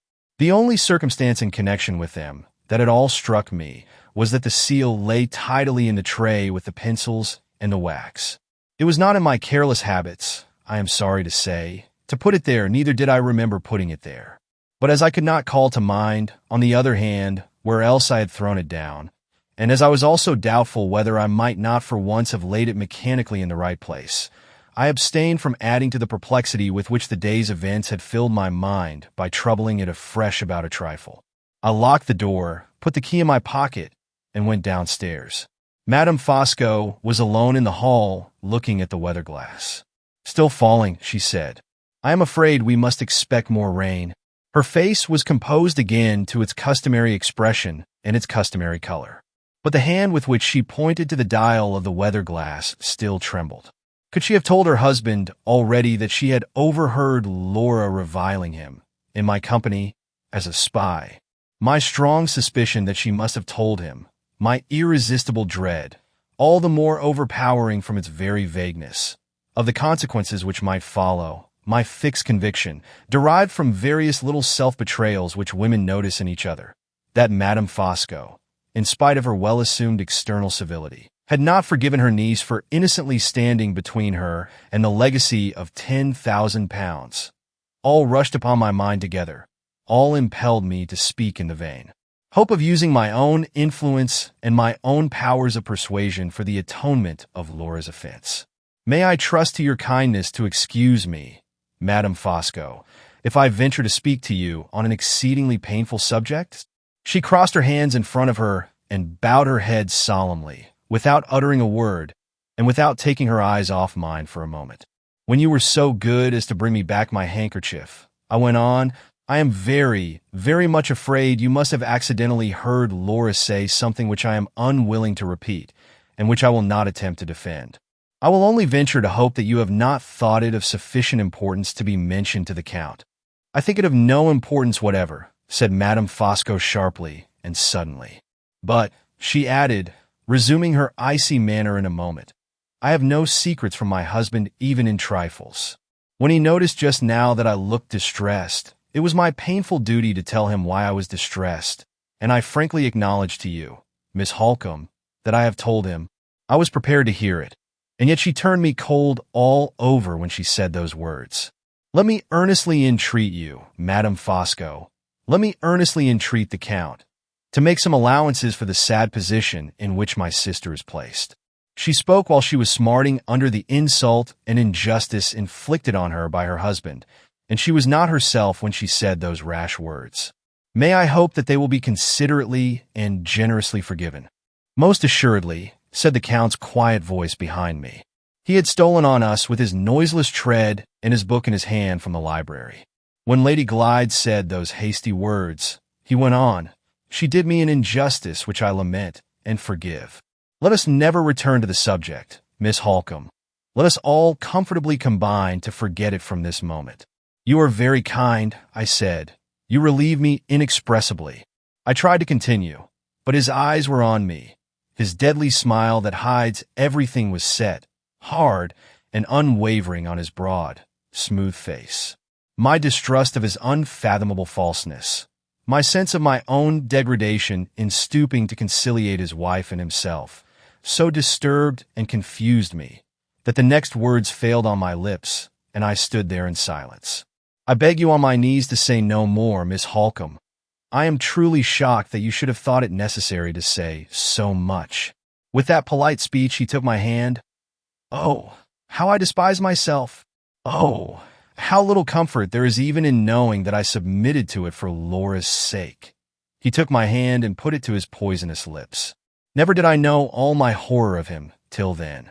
That innocent familiarity turned my blood, as if it had been the vilest insult that a man could offer me. Yet I hid my disgust from him. I tried to smile. I, who once mercilessly despised deceit in other women, was as false as the worst of them, as false as the Judas whose lips had touched my hand. I could not have maintained my degrading self-control. It is all that redeems me in my own estimation to know that I could not, if he had still continued to keep his eyes on my face. His wife's tigerish jealousy came to my rescue and forced his attention away from me the moment he possessed himself of my hand. Her cold blue eyes caught light. Her dull white cheeks flushed into bright color. She looked years younger than her age in an instant. "Count," she said, "your foreign forms of politeness are not understood by Englishwomen. Pardon me, my angel. The best and dearest Englishwoman in the world understands them." With those words, he dropped my hand and quietly raised his wife's hand to his lips in place of it. I ran back up the stairs to take refuge in my own room. If there had been time to think, my thoughts, when I was alone again, would have caused me bitter suffering. But there was no time to think. Happily, for the preservation of my calmness and my courage, there was time for nothing but action. The letters to the lawyer and to Mr. Fairley were still to be written, and I sat down at once without a moment's hesitation to devote myself to them. There was no multitude of resources to perplex me. There was absolutely no one to depend on in the first instance but myself. Sir Percival had neither friends nor relatives in the neighborhood whose intercession I could attempt to employ. He was on the coldest terms, in some cases on the worst terms, with the families of his own rank and station who lived near him. We two women had neither father nor brother to come to the house and take our parts. There was no choice but to write those two doubtful letters, or to put Laura in the wrong and myself in the wrong, and to make all peaceable negotiation in the future impossible by secretly escaping from Blackwater Park. Nothing but the most imminent personal peril could justify our taking that second course. The letters must be tried first, and I wrote them. I said nothing to the lawyer about in Catholic because, as I had already hinted to Laura, that topic was connected with a mystery which we could not yet explain, and which it would therefore be useless to write about to a professional man. I left my correspondent to attribute Sir Percival's disgraceful conduct, if he pleased, to fresh disputes about money matters, and simply consulted him on the possibility of taking legal proceedings for Laura's protection in the event of her husband's refusal to allow her to leave Blackwater Park for a time and return with me to Limmeridge. I referred him to Mr. Fairley for the details of this last arrangement. I assured him that I wrote with Laura's authority, and I ended by entreating him to act in her name to the utmost extent of his power and with the least possible loss of time. The letter to Mr. Fairley occupied me next. I appealed to him on the terms which I had mentioned to Laura as the most likely to make him bestir himself. I enclosed a copy of my letter to the lawyer to show him how serious the case was, and I represented our removal to Limmeridge as the only compromise which would prevent the danger and distress of Laura's present position from inevitably affecting her uncle as well as herself at no very distant time. When I had done, and had sealed and directed the two envelopes, I went back with the letters to Laura's room, to show her that they were written. "Has anybody disturbed you?" I asked, when she opened the door to me. "Nobody has knocked," she replied, "but I heard someone in the outer room." Was it a man or a woman? A woman. I heard the rustling of her gown. A rustling like silk? Yes, like silk. Madame Fosco had evidently been watching outside. The mischief she might do by herself was little to be feared. But the mischief she might do, as a willing instrument in her husband's hands, was too formidable to be overlooked. What became of the rustling of the gown when you no longer heard it in the anteroom? I inquired. Did you hear it go past your wall, along the passage? Yes. I kept still and listened and just heard it. Which way did it go? Towards your room. I considered again. The sound had not caught my ears. But I was then deeply absorbed in my letters, and I write with a heavy hand and a quill pen, scraping and scratching noisily over the paper. It was more likely that Madame Fosco would hear the scraping of my pen than that I should hear the rustling of her dress. Another reason, if I had wanted one, for not trusting my letters to the post-bag in the hall. Laura saw me thinking. More difficulties, she said wearily. More difficulties and more dangers. No dangers, I replied. Some little difficulty, perhaps. I am thinking of the safest way of putting my 2 letters into Fanny's hands. You have really written them, then? Oh, Marian, run no risks, pray run no risks. No fear. Let me see. What o'clock is it now? It was 5:45. There would be time for me to get to the village inn and to come back again before dinner. If I waited till the evening, I might find no second opportunity of safely leaving the house. Keep the key turned in the lock, Laura, I said, and don't be afraid about me. If you hear any inquiries made, call through the door and say that I am gone out for a walk. When shall you be back? Before dinner, without fail. Courage, my love. By this time tomorrow you will have a clear-headed, trustworthy man acting for your good. Mr. Gilmore's partner is our next best friend to Mr. Gilmore himself. A moment's reflection, as soon as I was alone, convinced me that I had better not appear in my walking dress until I had first discovered what was going on in the lower part of the house. I had not ascertained yet whether Sir Percival was indoors or out. The singing of the canaries in the library, and the smell of tobacco smoke that came through the door, which was not closed, told me at once where the Count was. I looked over my shoulder as I passed the doorway, and saw to my surprise that he was exhibiting the docility of the birds in his most engagingly polite manner to the housekeeper. He must have specially invited her to see them, for she would never have thought of going into the library of her own accord. The man's slightest actions had a purpose of some kind at the bottom of every one of them. What could be his purpose here? It was no time then to inquire into his motives. I looked about for Madame Fosco next, and found her following her favorite circle round and round the fish pond. I was a little doubtful how she would meet me, after the outbreak of jealousy of which I had been the cause so short a time since. But her husband had tamed her in the interval, and she now spoke to me with the same civility as usual. My only object in addressing myself to her was to ascertain if she knew what had become of Sir Percival. I contrived to refer to him indirectly, and after a little fencing on either side, she at last mentioned that he had gone out. Which of the horses has he taken? I asked carelessly. None of them, she replied. He went away 2 hours since on foot. As I understood it, his object was to make fresh inquiries about the woman named in Gothic. He appears to be unreasonably anxious about tracing her. Do you happen to know if she is dangerously mad, Miss Halcombe? I do not, Countess. Are you going in? Yes, I think so. I suppose it will soon be time to dress for dinner. We entered the house together. Madame Fosco strolled into the library and closed the door. I went at once to fetch my hat and shawl. Every moment was of importance, if I was to get to Fanny at the inn and be back before dinner. When I crossed the hall again, no one was there, and the singing of the birds in the library had ceased. I could not stop to make any fresh investigations. I could only assure myself that the way was clear, and then leave the house with the 2 letters safe in my pocket. On my way to the village, I prepared myself for the possibility of meeting Sir Percival. As long as I had him to deal with alone, I felt certain of not losing my presence of mind. Any woman who is sure of her own wits is a match at any time for a man who is not sure of his own temper. I had no such fear of Sir Percival as I had of the Count. Instead of fluttering, it had composed me to hear of the errand on which he had gone out. While the tracing of Gothic was the great anxiety that occupied him, Laura and I might hope for some cessation of any active persecution at his hands. For our sakes now, as well as for Anne's, I hoped and prayed fervently that she might still escape him. I walked on as briskly as the heat would let me till I reached the crossroad which led to the village, looking back from time to time to make sure that I was not followed by anyone. Nothing was behind me all the way but an empty country wagon. The noise made by the lumbering wheels annoyed me, and when I found that the wagon took the road to the village as well as myself, I stopped to let it go by and pass out of hearing.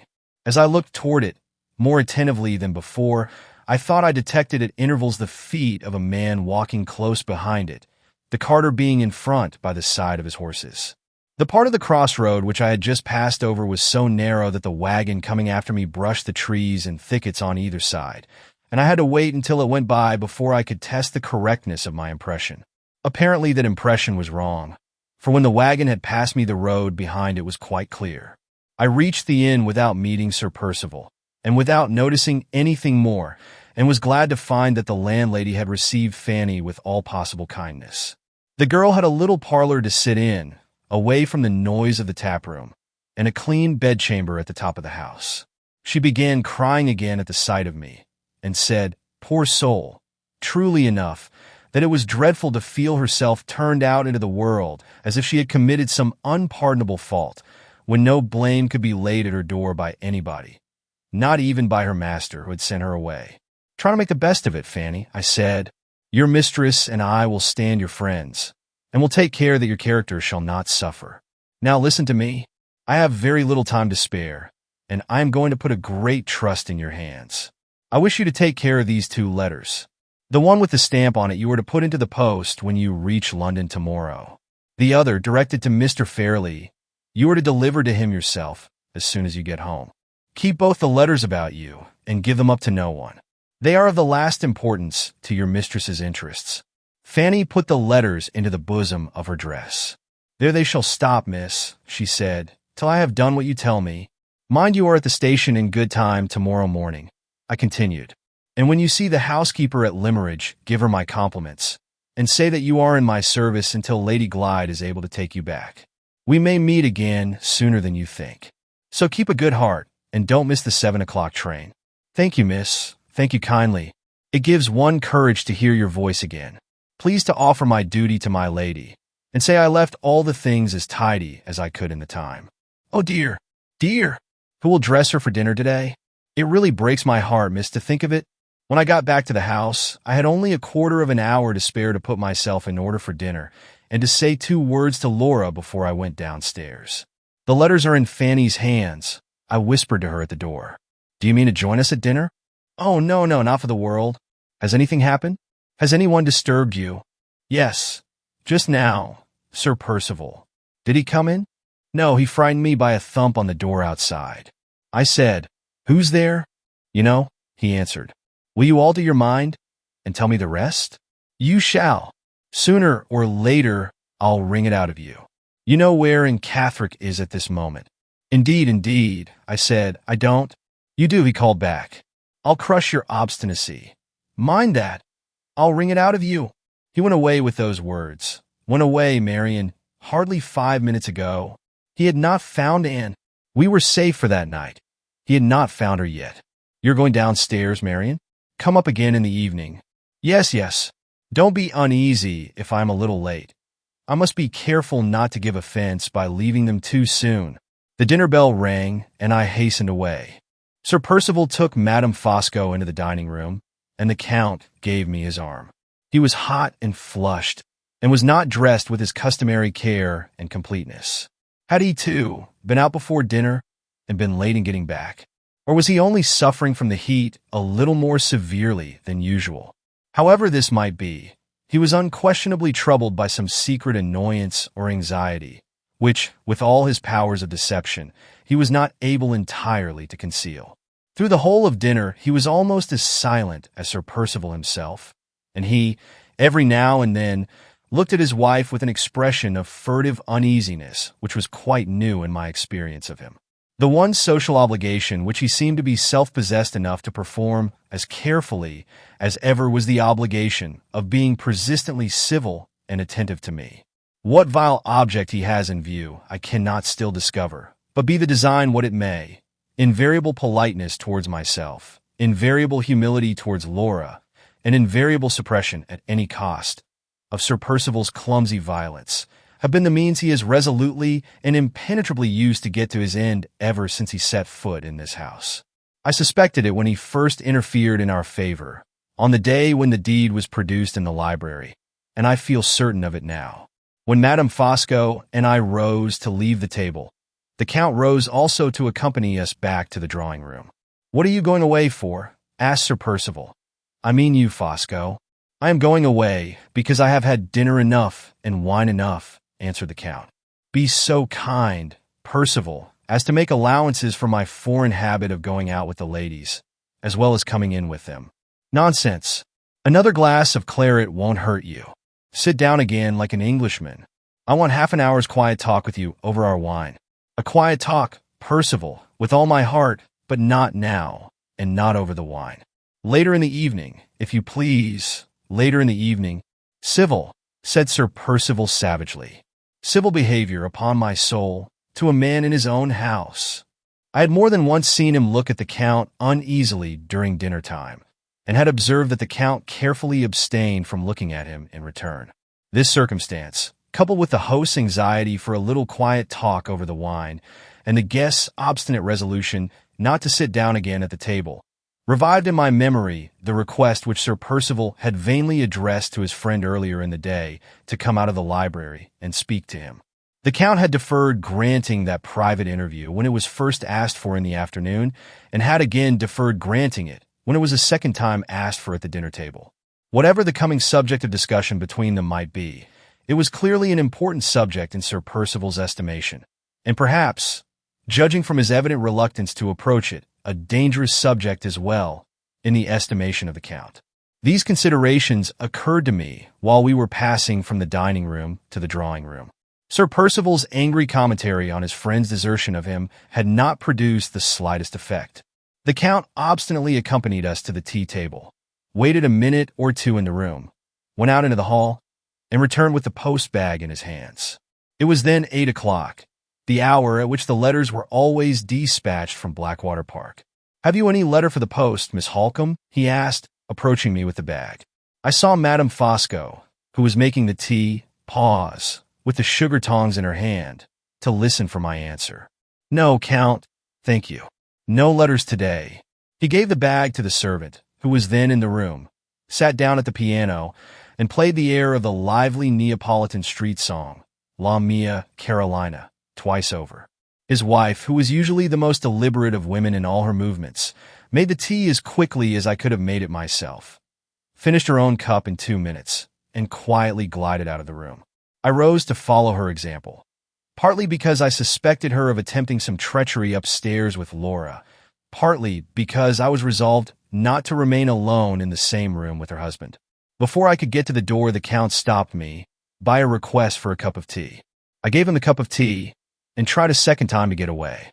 He stopped me again, this time by going back to the piano and suddenly appealing to me on a musical question in which he declared that the honor of his country was concerned. I vainly pleaded my own total ignorance of music and total want of taste in that direction. He only appealed to me again with a vehemence which set all further protest on my part at defiance. The English and the Germans, he indignantly declared, were always reviling the Italians for their inability to cultivate the higher kinds of music. We were perpetually talking of our oratorios, and they were perpetually talking of their symphonies. Did we forget, and did they forget his immortal friend and countryman, Rossini? What was Moses in Egypt but a sublime oratorio, which was acted on the stage instead of being coldly sung in a concert room? What was the overture to Guillaume Tell but a symphony under another name?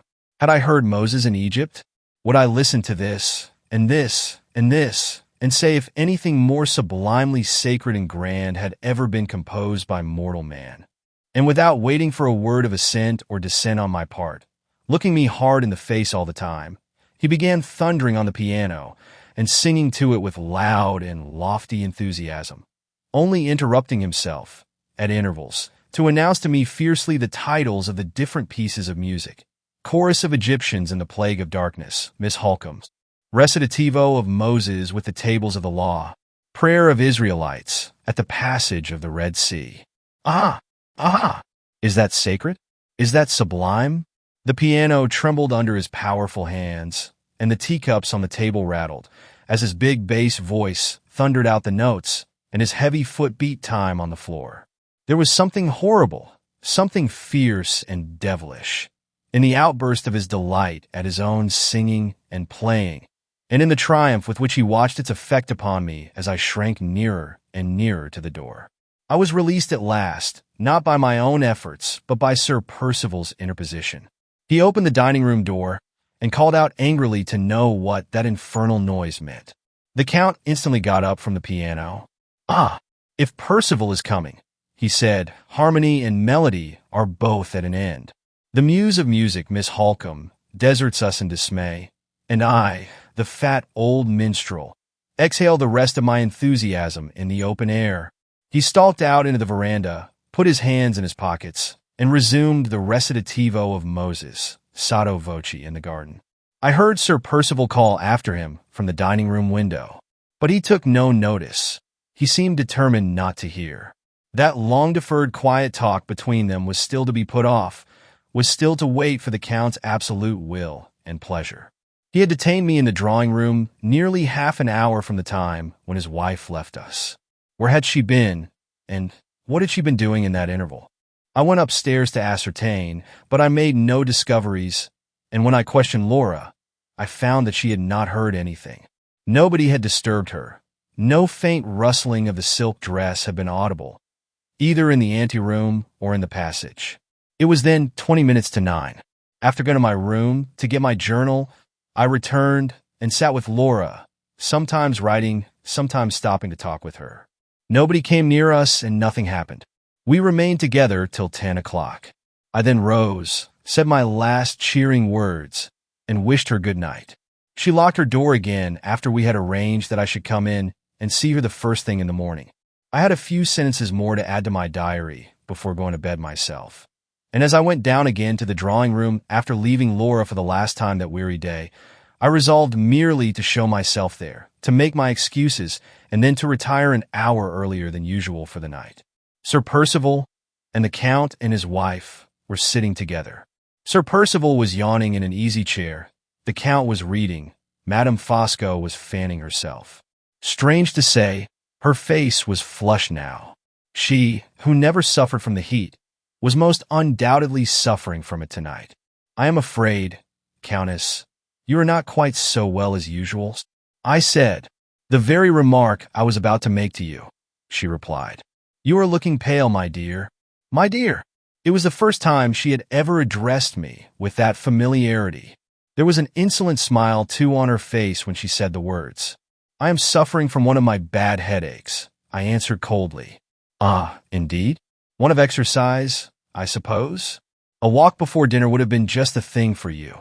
She referred to the walk with a strange emphasis. Had she seen me go out? No matter if she had.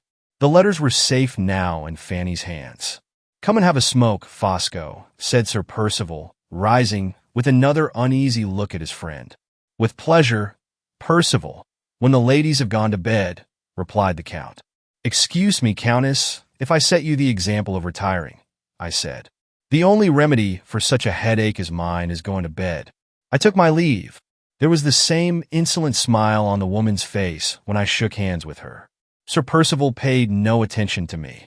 He was looking impatiently at Madame Fosco, who showed no signs of leaving the room with me. The Count smiled to himself behind his book. There was yet another delay to that quiet talk with Sir Percival, and the Countess was the impediment this time.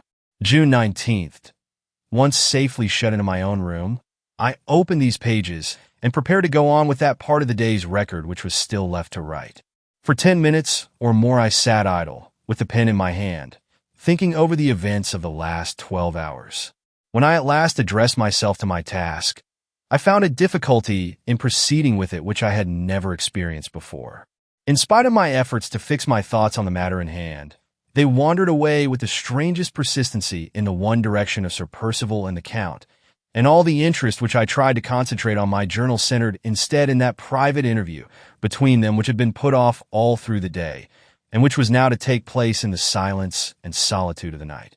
In this perverse state of my mind, the recollection of what had passed since the morning would not come back to me, and there was no resource but to close my journal and to get away from it for a little while.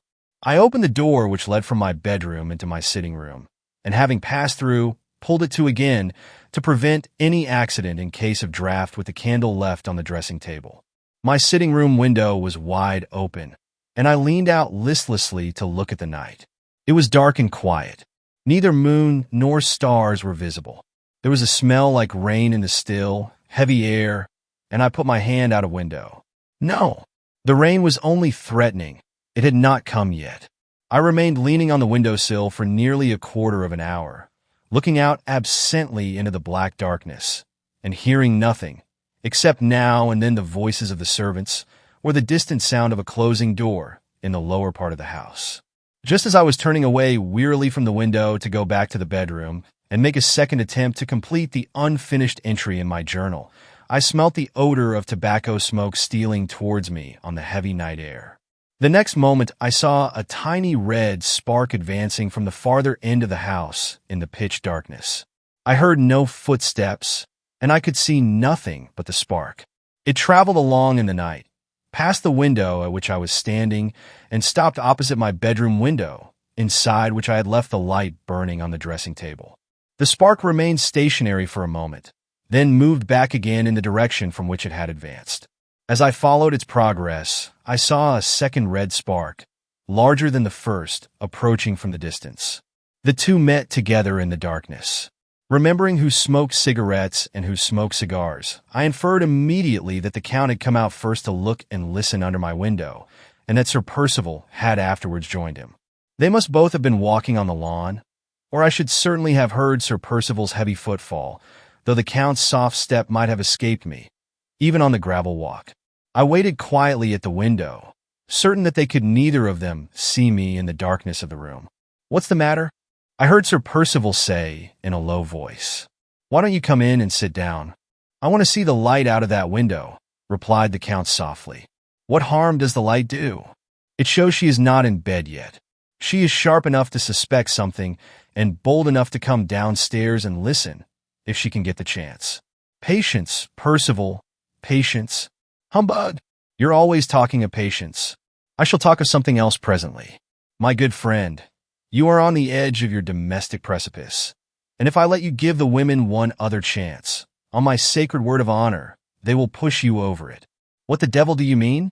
"We will come to our explanations, Percival, when the light is out of that window, and when I have had one little look at the rooms on each side of the library, and a peep at the staircase as well."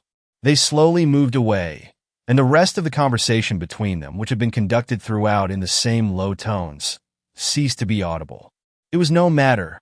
I had heard enough to determine me on justifying the Count's opinion of my sharpness and my courage.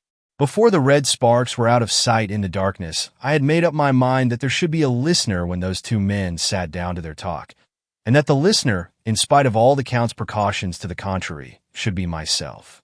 I wanted but one motive to sanction the act to my own conscience, and to give me courage enough for performing it, and that motive I had. Laura's honor, Laura's happiness, Laura's life itself, might depend on my quick ears and my faithful memory tonight. I had heard the Count say that he meant to examine the rooms on each side of the library, and the staircase as well, before he entered on any explanation with Sir Percival. This expression of his intentions was necessarily sufficient to inform me that the library was the room in which he proposed that the conversation should take place. The one moment of time which was long enough to bring me to that conclusion was also the moment which showed me a means of baffling his precautions, or, in other words, of hearing what he and Sir Percival said to each other, without the risk of descending at all into the lower regions of the house. In speaking of the rooms on the ground floor, I have mentioned incidentally the veranda outside them, on which they all opened by means of French windows, extending from the cornice to the floor. The top of this veranda was flat, the rainwater being carried off from it by pipes into tanks which helped to supply the house. On the narrow leaden roof, which ran along past the bedrooms, and which was rather less, I should think, Then 3 feet below the sills of the window, a row of flower pots was ranged, with wide intervals between each pot, the whole being protected from falling and high winds by an ornamental iron railing along the edge of the roof. The plan which had now occurred to me was to get out at my sitting room window onto this roof, to creep along noiselessly till I reached that part of it which was immediately over the library window, and to crouch down between the flower pots, with my ear against the outer railing. If Sir Percival and the Count sat and smoked tonight, as I had seen them sitting and smoking many nights before, with their chairs close at the open window, and their feet stretched on the zinc garden seats which were placed under the veranda, every word they said to each other above a whisper, and no long conversation, as we all know by experience, can be carried on in a whisper, must inevitably reach my ears. If, on the other hand, they chose tonight to sit far back inside the room, then the chances were that I should hear little or nothing, and in that case I must run the far more serious risk of trying to outwit them downstairs. Strongly as I was fortified in my resolution by the desperate nature of our situation, I hoped most fervently that I might escape this last emergency. My courage was only a woman's courage after all, and it was very near to failing me when I thought of trusting myself on the ground floor, at the dead of night, within reach of Sir Percival and the Count. I went softly back to my bedroom to try the safer experiment of the veranda roof first. A complete change in my dress was imperatively necessary for many reasons. I took off my silk gown to begin with, because the slightest noise from it on that still night might have betrayed me. I next removed the white and cumbersome parts of my underclothing, and replaced them by a petticoat of dark flannel. Over this I put my black traveling cloak, and pulled the hood onto my head. In my ordinary evening costume, I took up the room of 3 men at least.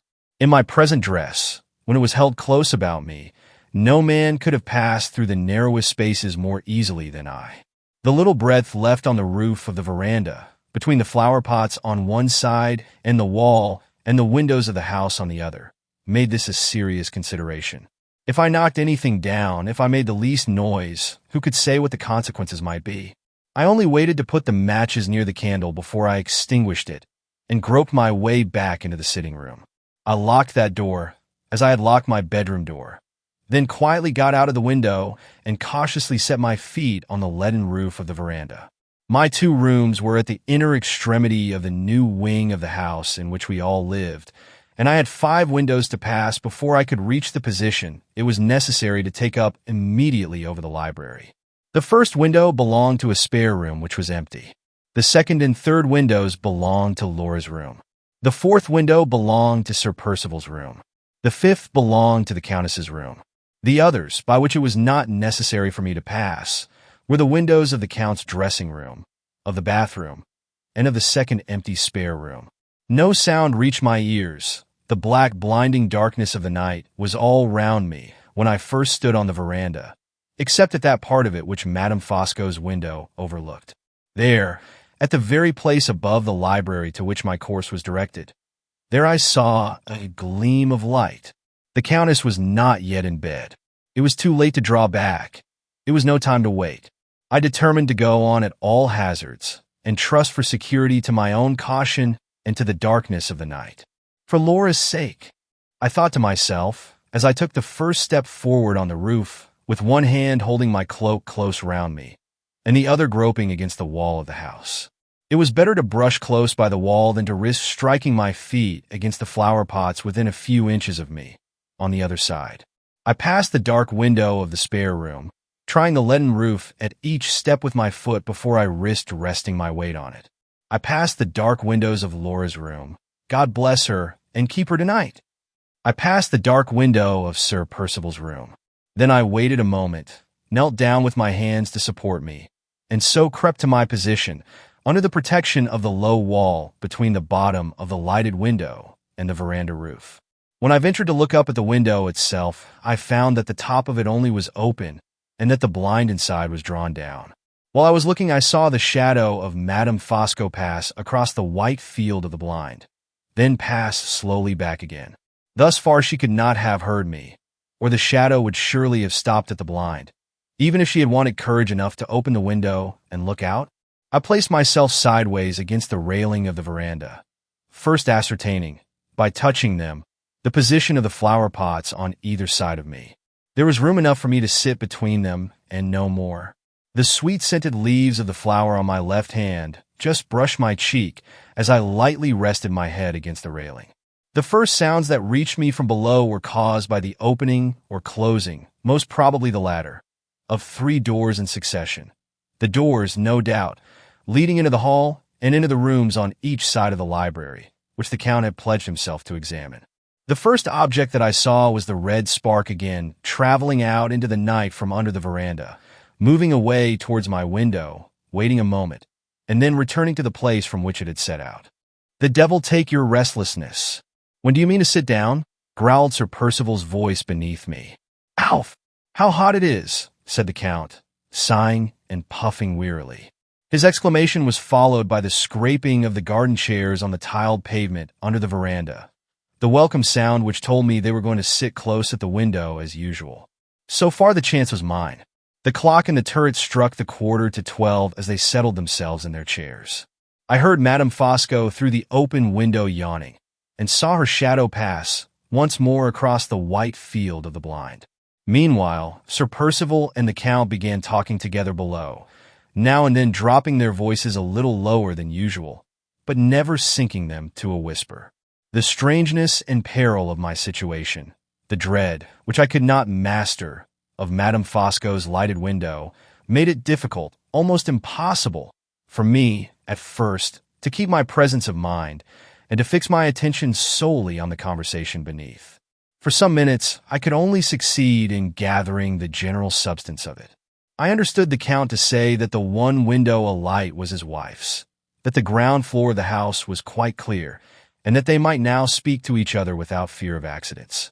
Sir Percival merely answered by upbraiding his friend with having unjustifiably slighted his wishes and neglected his interests all through the day. The Count thereupon defended himself by declaring that he had been beset by certain troubles and anxieties which had absorbed all his attention, and that the only safe time to come to an explanation was a time when they could feel certain of being neither interrupted nor overheard. "We are at a serious crisis in our affairs, Percival," he said, "and if we are to decide on the future at all, we must decide secretly tonight." That sentence of the Count's was the first which my attention was ready enough to master exactly as it was spoken. From this point, with certain breaks and interruptions, my whole interest fixed breathlessly on the conversation, and I followed it word for word. "Crisis," repeated Sir Percival. "It's a worse crisis than you think for, I can tell you. So I should suppose, from your behavior for the last day or two," returned the other coolly. "But wait a little. Before we advance to what I do not know, let us be quite certain of what I do know. Let us first see if I am right about the time that is past, before I make any proposal to you for the time that is to come. Stop till I get the brandy and water.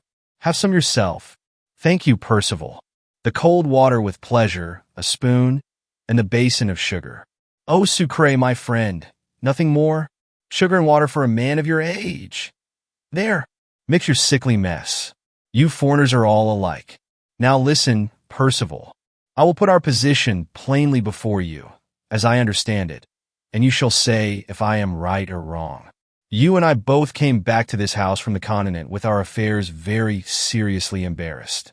Cut it short, I wanted some thousands and you some hundreds, and without the money we were both in a fair way to go to the dogs together.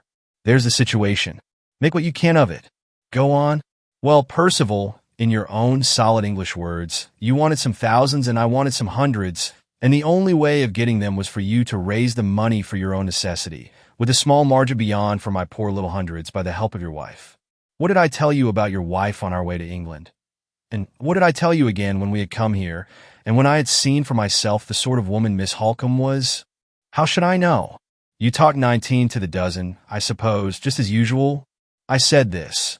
"Human ingenuity, my friend, has hitherto only discovered 2 ways in which a man can manage a woman. One way is to knock her down, a method largely adopted by the brutal lower orders of the people, but utterly abhorrent to the refined and educated classes above them. The other way, much longer, much more difficult, but in the end not less certain, is never to accept a provocation at a woman's hands. It holds with animals, it holds with children, and it holds with women who are nothing but children grown up. Quiet resolution is the one quality the animals, the children, and the women all fail in. If they can once shake this superior quality in their master, they get the better of him. If they can never succeed in disturbing it, he gets the better of them. I said to you, remember that plain truth when you want your wife to help you to the money. I said, remember it doubly and trebly in the presence of your wife's sister, Miss Halcombe. Have you remembered it? Not once in all the implications that have twisted themselves about us in this house. Every provocation that your wife and her sister could offer to you, you instantly accepted from them. Your mad temper lost the signature to the deed, lost the ready money, set Miss Halcombe writing to the lawyer for the first time. First time? Has she written again? Yes, she has written again today. A chair fell on the pavement of the veranda, fell with a crash, as if it had been kicked down. It was well for me that the Count's revelation roused Sir Percival's anger as it did. On hearing that I had been once more discovered, I started, so that the railing against which I leaned cracked again. Had he followed me to the inn? Did he infer that I must have given my letters to Fanny when I told him I had none for the post-bag? Even if it was so, how could he have examined the letters when they had gone straight from my hand to the bosom of the girl's dress? Thank your lucky star, I heard the Count say next, that you have me in the house to undo the harm as fast as you do it. Thank your lucky star that I said no when you were mad enough to talk of turning the key today on Miss Halcombe, as you turn it in your mischievous folly on your wife. Where are your eyes? Can you look at Miss Halcombe and not see that she has the foresight and the resolution of a man? With that woman for my friend, I would snap these fingers of mine at the world. With that woman for my enemy, with all my brains and experience, Fosco, cunning as the devil himself, as you have told me 100 times, I walk, in your English phrase, upon eggshells. And this grand creature, I drink her health in my sugar and water. This grand creature, who stands in the strength of her love and her courage, firm as a rock, between us two and that poor, flimsy, pretty blonde wife of yours. This magnificent woman, whom I admire with all my soul, though I oppose her in your interests and in mine, you drive to extremities as if she was no sharper and no bolder than the rest of her sex. Percival, you deserve to fail, and you have failed. There was a pause. I write the villain's words about myself because I mean to remember them, because I hope yet for the day when I may speak out once for all in his presence, and cast them back one by one in his teeth. Sir Percival was the first to break the silence again. Yes, bully and bluster as much as you like, he said sulkily. The difficulty about the money is not the only difficulty. You would be for taking strong measures with the women yourself. If you knew as much as I do, we will come to that second difficulty all in good time, rejoined the Count. You may confuse yourself, Percival, as much as you please, but you shall not confuse me. Let the question of the money be settled first. Have I convinced your obstinacy? Have I shown you that your temper will not let you help yourself? Or must I go back and, as you put it in your dear straightforward English, bully and bluster a little more? Pooh! It's easy enough to grumble at me. Say what is to be done. That's a little harder, is it? Bah! This is what is to be done. You give up all direction in the business from tonight. You leave it for the future in my hands only. I am talking to a practical British man. Huh? Well, practical, will that do for you? What do you propose if I leave it all to you? Answer me first. Is it to be in my hands or not? Say it is in your hands. What then? A few questions, Percival, to begin with. I must wait a little yet, to let circumstances guide me. And I must know, in every possible way, what those circumstances are likely to be. There is no time to lose. I have told you already that Miss Halcombe has written to the lawyer today for the second time. How did you find it out? What did she say? If I told you, Percival, we should only come back at the end to where we are now. Enough that I have found it out, and the finding has caused that trouble and anxiety which made me so inaccessible to you all through today. Now, to refresh my memory about your affairs, it is some time since I talked them over with you. The money has been raised, in the absence of your wife's signature, by means of bills at 3 months. Raised at a cost that makes my poverty-stricken foreign hair stand on end to think of it. When the bills are due, is there really and truly no earthly way of paying them but by the help of your wife. None. What? You have no money at the bankers? A few hundreds when I want as many thousands? Have you no other security to borrow upon? Not a shred. What have you actually got with your wife at the present moment? Nothing but the interest of her £20,000. Barely enough to pay our daily expenses. What do you expect from your wife? $3,000 a year when her uncle dies. A fine fortune, Percival. What sort of a man is this uncle? Old? No, neither old nor young. A good-tempered, freely living man? Married? No, I think my wife told me not married. Of course not. If he was married and had a son, Lady Glyde would not be next heir to the property. I'll tell you what he is.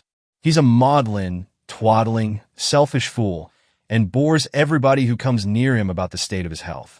Men of that sort, Percival, live long and marry malevolently when you least expect it. I don't give you much, my friend, for your chance of the $3,000 a year. Is there nothing more that comes to you from your wife? Nothing. Absolutely nothing? Absolutely nothing, except in case of her death. Ah, in the case of her death. There was another pause. The Count moved from the veranda to the gravel walk outside. I knew that he had moved by his voice. The rain has come at last, I heard him say. It had come. The state of my cloak showed that it had been falling thickly for some little time. The Count went back under the veranda. I heard the chair creak beneath his weight as he sat down in it again. Well, Percival, he said, and in the case of Lady Glyde's death, what do you get then? If she leaves no children, which she is likely to do, which she is not in the least likely to do. Yes. Why, then I get her £20,000, paid down, paid down. They were silent once more. As their voices ceased, Madame Fosco's shadow darkened the blind again. Instead of passing this time, it remained for a moment quite still. I saw her fingers steal round the corner of the blind and draw it on one side. The dim white outline of her face, looking out straight over me, appeared behind the window. I kept still, shrouded from head to foot in my black cloak. The rain, which was fast wetting me, dripped over the glass, blurred it, and prevented her from seeing anything. More rain, I heard her say to herself. She dropped the blind, and I breathed again freely. The talk went on below me, the Count resuming it this time. Percival, do you care about your wife? Fosco, that's rather a downright question. I'm a downright man, and I repeat it. Why the devil do you look at me in that way? You won't answer me? Well, then, let us say your wife dies before the summer is out. Drop it, Fosco. Let us say your wife dies. Drop it, I tell you. In that case, you would gain £20,000, and you would lose. I should lose the chance of $3,000 a year. The remote chance, Percival, the remote chance only. And you want money at once. In your position, the gain is certain, the loss doubtful. Speak for yourself as well as for me. Some of the money I want has been borrowed for you. And if you come to gain, my wife's death would be £10,000 in your wife's pocket. Sharp as you are, you seem to have conveniently forgotten Madame Fosco's legacy. Don't look at me in that way. I won't have it. What with your looks and your questions, upon my soul, you make my flesh creep. Your flesh? Does flesh mean conscience in English? I speak of your wife's death as I speak of a possibility. Why not? The respectable lawyers who scribble-scrabble your deeds and your wills look the deaths of living people in the face. Do lawyers make your flesh creep? Why should I?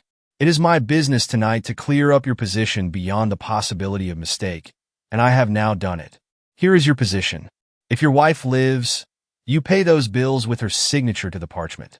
If your wife dies, you pay them with her death. As he spoke, the light in Madame Fosco's room was extinguished, and the whole second floor of the house was now sunk in darkness. Talk, talk, grumbled Sir Percival. One would think, to hear you, that my wife's signature to the deed was got already. You have left the matter in my hands, retorted the Count, and I have more than 2 months before me to turn round in. Say no more about it, if you please, for the present. When the bills are due, you will see for yourself if my talk is worth something, or if it is not.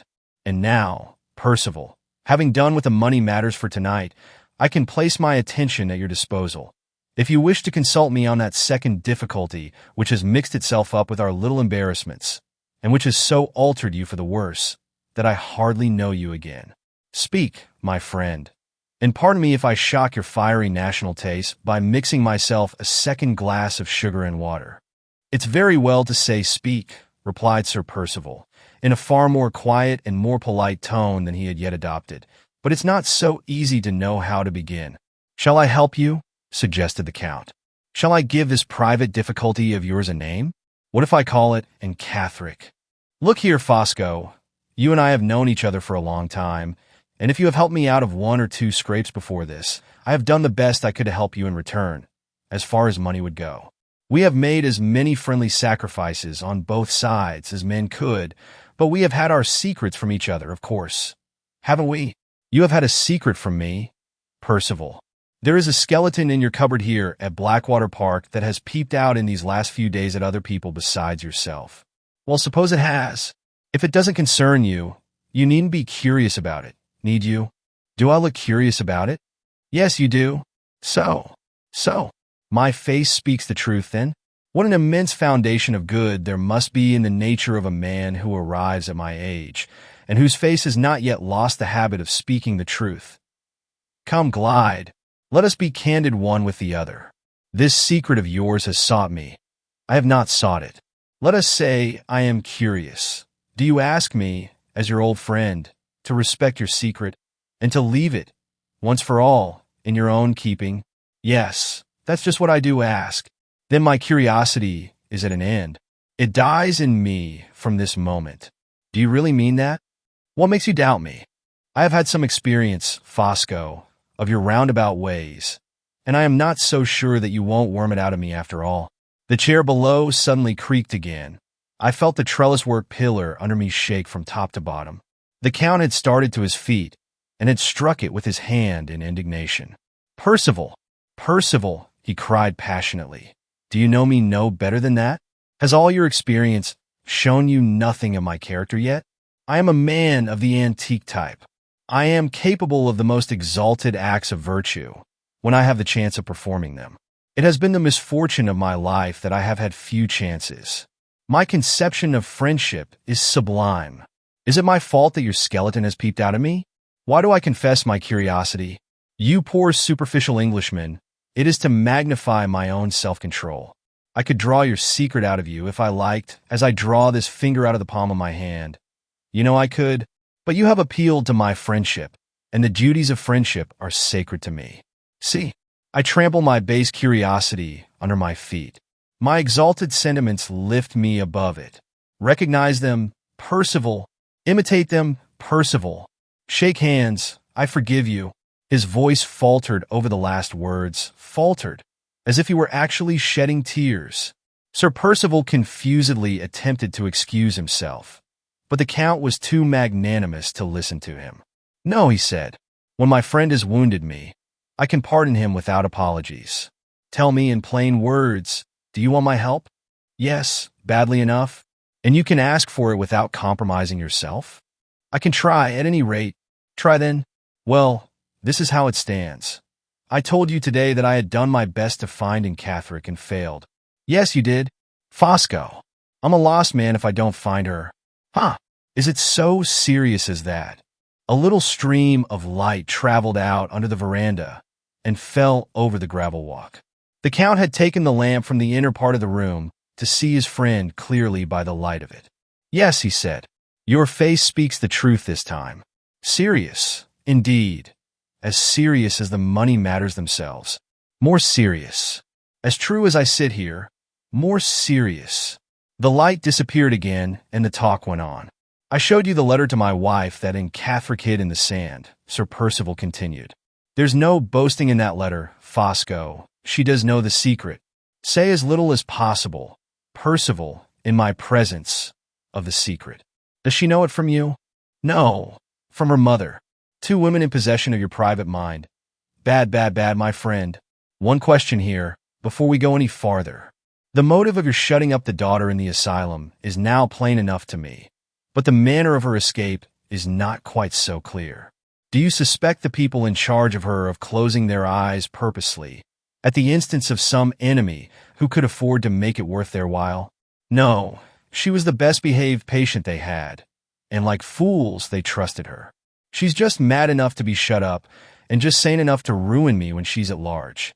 If you understand that, I do understand it. Now, Percival, come at once to the point, and then I shall know what to do. Where is the danger of your position at the present moment? And Catherick is in this neighborhood, and in communication with Lady Glyde.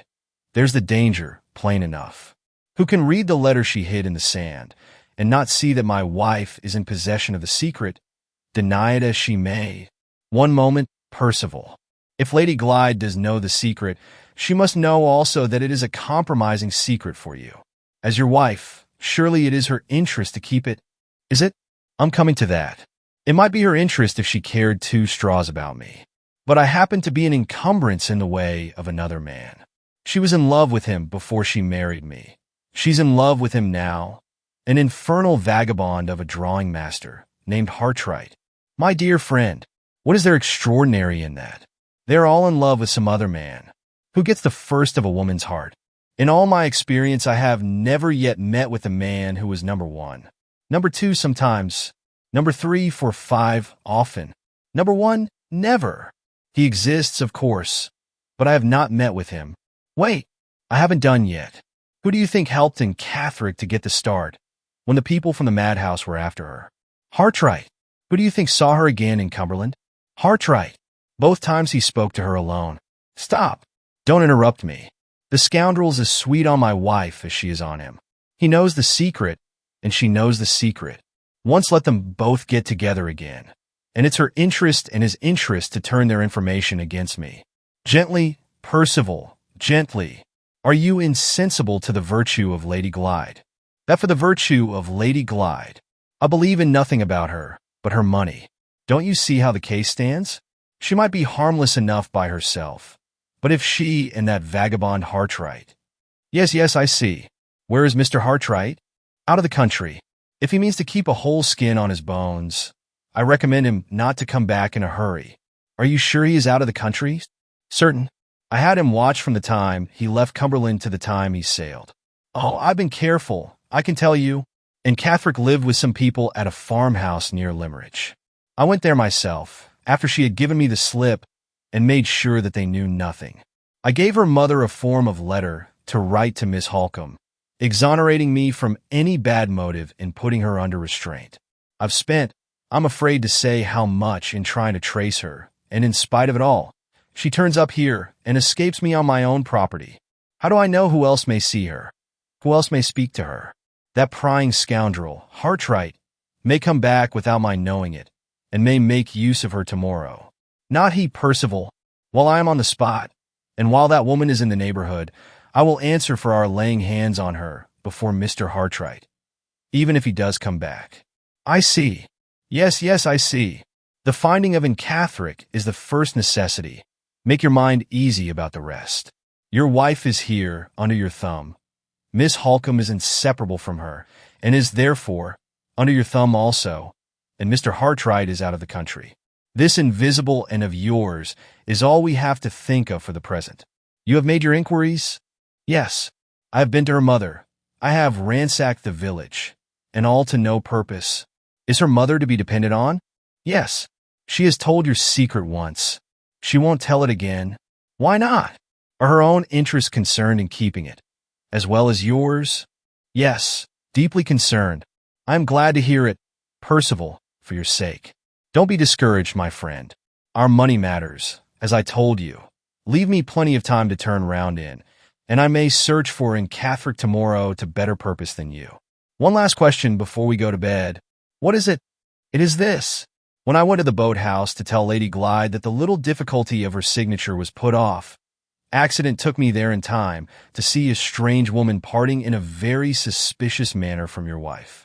But accident did not bring me near enough to see this same woman's face plainly. I must know how to recognize our invisible, and what is she like? Like? Come, I'll tell you in 2 words. She's a sickly likeness of my wife. The chair creaked, and the pillars shook once more. The Count was on his feet again, this time in astonishment.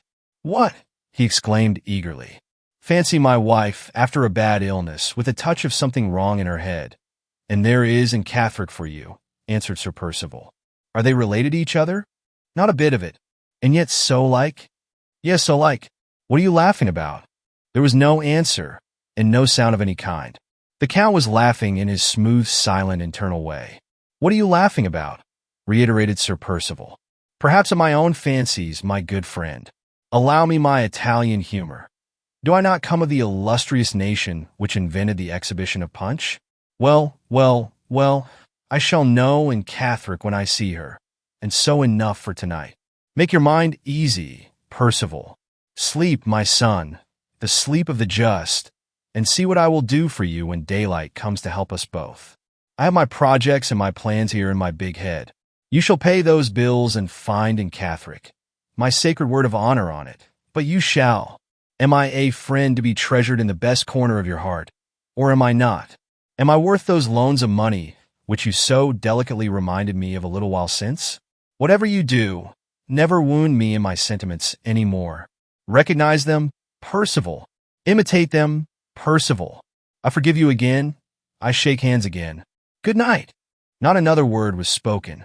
I heard the Count close the library door. I heard Sir Percival barring up the window shutters. It had been raining all the time. I was cramped by my position and chilled to the bones.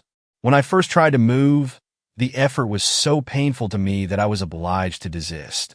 I tried a second time and succeeded in rising to my knees on the wet roof.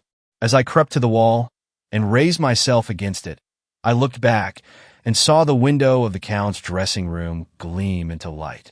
My sinking courage flickered up in me again and kept my eyes fixed on his window as I stole my way back, step by step, past the wall of the house. The clock struck the 1:15 when I laid my hands on the windowsill of my own room. I had seen nothing and heard nothing which could lead me to suppose that my retreat had been discovered. June 20th at 8 o'clock. The sun is shining in a clear sky. I have not been near my bed. I have not once closed my weary, wakeful eyes. From the same window at which I looked out into the darkness of last night, I look out now at the bright stillness of the morning.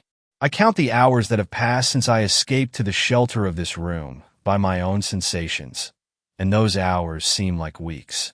How short a time, and yet how long to me, since I sank down in the darkness here, on the floor, drenched to the skin, cramped in every limb, cold to the bones, a useless, helpless, panic-stricken creature. I hardly know when I roused myself. I hardly know when I groped my way back to the bedroom and lighted the candle and searched with a strange ignorance at first of where to look for them, for dry clothes to warm me. The doing of these things is in my mind, but not the time when they were done. Can I even remember when the chilled, cramped feeling left me and the throbbing heat came in its place? Surely it was before the sun rose? Yes, I heard the clock strike 3. I remember the time by the sudden brightness and clearness, the feverish strain and excitement of all my faculties which came with it. I remember my resolution to control myself, to wait patiently hour after hour, till the chance offered of removing Laura from this horrible place, without the danger of immediate discovery and pursuit. I remember the persuasion settling itself in my mind that the words those two men had said to each other would furnish us, not only with our justification for leaving the house, but with our weapons of defense against them as well. I recall the impulse that awakened in me to preserve those words in writing, exactly as they were spoken, while the time was my own, and while my memory vividly retained them. All this I remember plainly. There is no confusion in my head yet. The coming in here from the bedroom, with my pen and ink and paper, before sunrise, the sitting down at the widely open window to get all the air I could to cool me, the ceaseless writing, faster and faster, hotter and hotter, driving on more and more wakefully, all through the dreadful interval before the house was astir again. How clearly I recall it, from the beginning by candlelight to the end on the page before this. In the sunshine of the new day. Why do I sit here still? Why do I weary my hot eyes and my burning head by writing more? Why not lie down and rest myself, and try to quench the fever that consumes me, in sleep? I dare not attempt it. A fear beyond all other fears has got possession of me. I am afraid of this heat that parches my skin. I am afraid of the creeping and throbbing that I feel in my head. If I lie down now, how do I know that I may have the sense and the strength to rise again? Oh, the rain, the cruel rain that chilled me last night. 9 o'clock. Was it 9 struck or 8? 9 surely? I am shivering again, shivering from head to foot in the summer air. Have I been sitting here asleep? I don't know what I have been doing. Oh my God! Am I going to be ill? Ill. At such a time as this. My head, I am sadly afraid of my head. I can write, but the lines all run together. I see the words. Laura. I can write Laura and see I write it. 8 or 9, which was it? So cold, so cold. Oh, that rain last night. And the strokes of the clock, the strokes I can't count, keep striking in my head. Note. At this place the entry in the diary ceases to be legible. The 2 or 3 lines which follow contain fragments of words only, mingled with blots and scratches of the pen. The last marks on the paper bear some resemblance to the first 2 letters, L and A, of the name of Lady Glyde. On the next page of the diary, another entry appears. It is in a man's handwriting, large, bold, and firmly regular, and the date is June the 21st. It contains these lines. Postscript by a sincere friend. The illness of our excellent Miss Halcombe has afforded me the opportunity of enjoying an unexpected intellectual pleasure.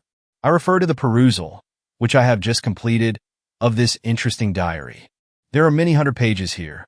I can lay my hand on my heart and declare that every page is charmed, refreshed, delighted me. To a man of my sentiments, it is unspeakably gratifying to be able to say this. Admirable woman. I allude to Miss Halcombe.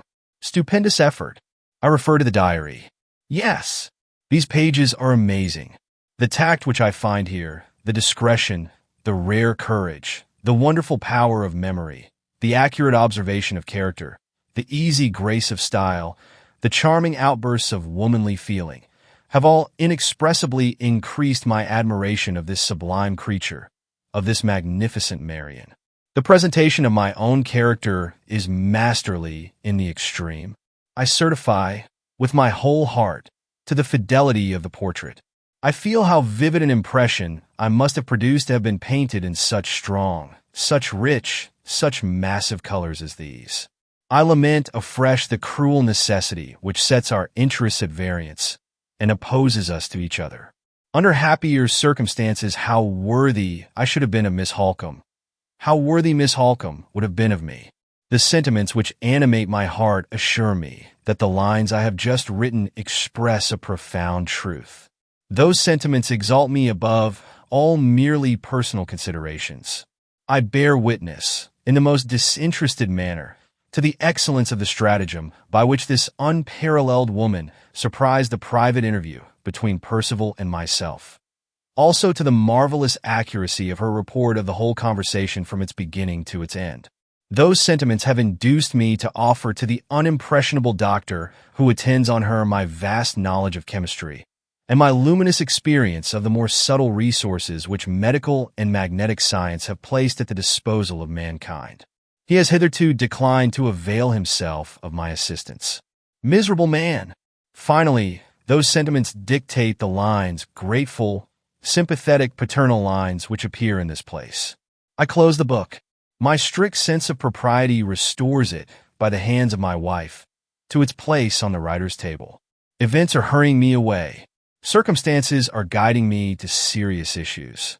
Vast perspectives of success unroll themselves before my eyes. I accomplish my destiny with a calmness which is terrible to myself. Nothing but the homage of my admiration is my own. I deposit it with respectful tenderness at the feet of Miss Halcombe. I breathe my wishes for her recovery. I condole with her on the inevitable failure of every plan that she has formed for her sister's benefit. At the same time, I entreat her to believe that the information which I have derived from her diary will in no respect help me to contribute to that failure. It simply confirms the plan of conduct which I had previously arranged. I have to thank these pages for awakening the finest sensibilities in my nature. Nothing more. To a person of similar sensibility, this simple assertion will explain and excuse everything. Miss Halcombe is a person of similar sensibility. In that persuasion, I sign myself, Fosco.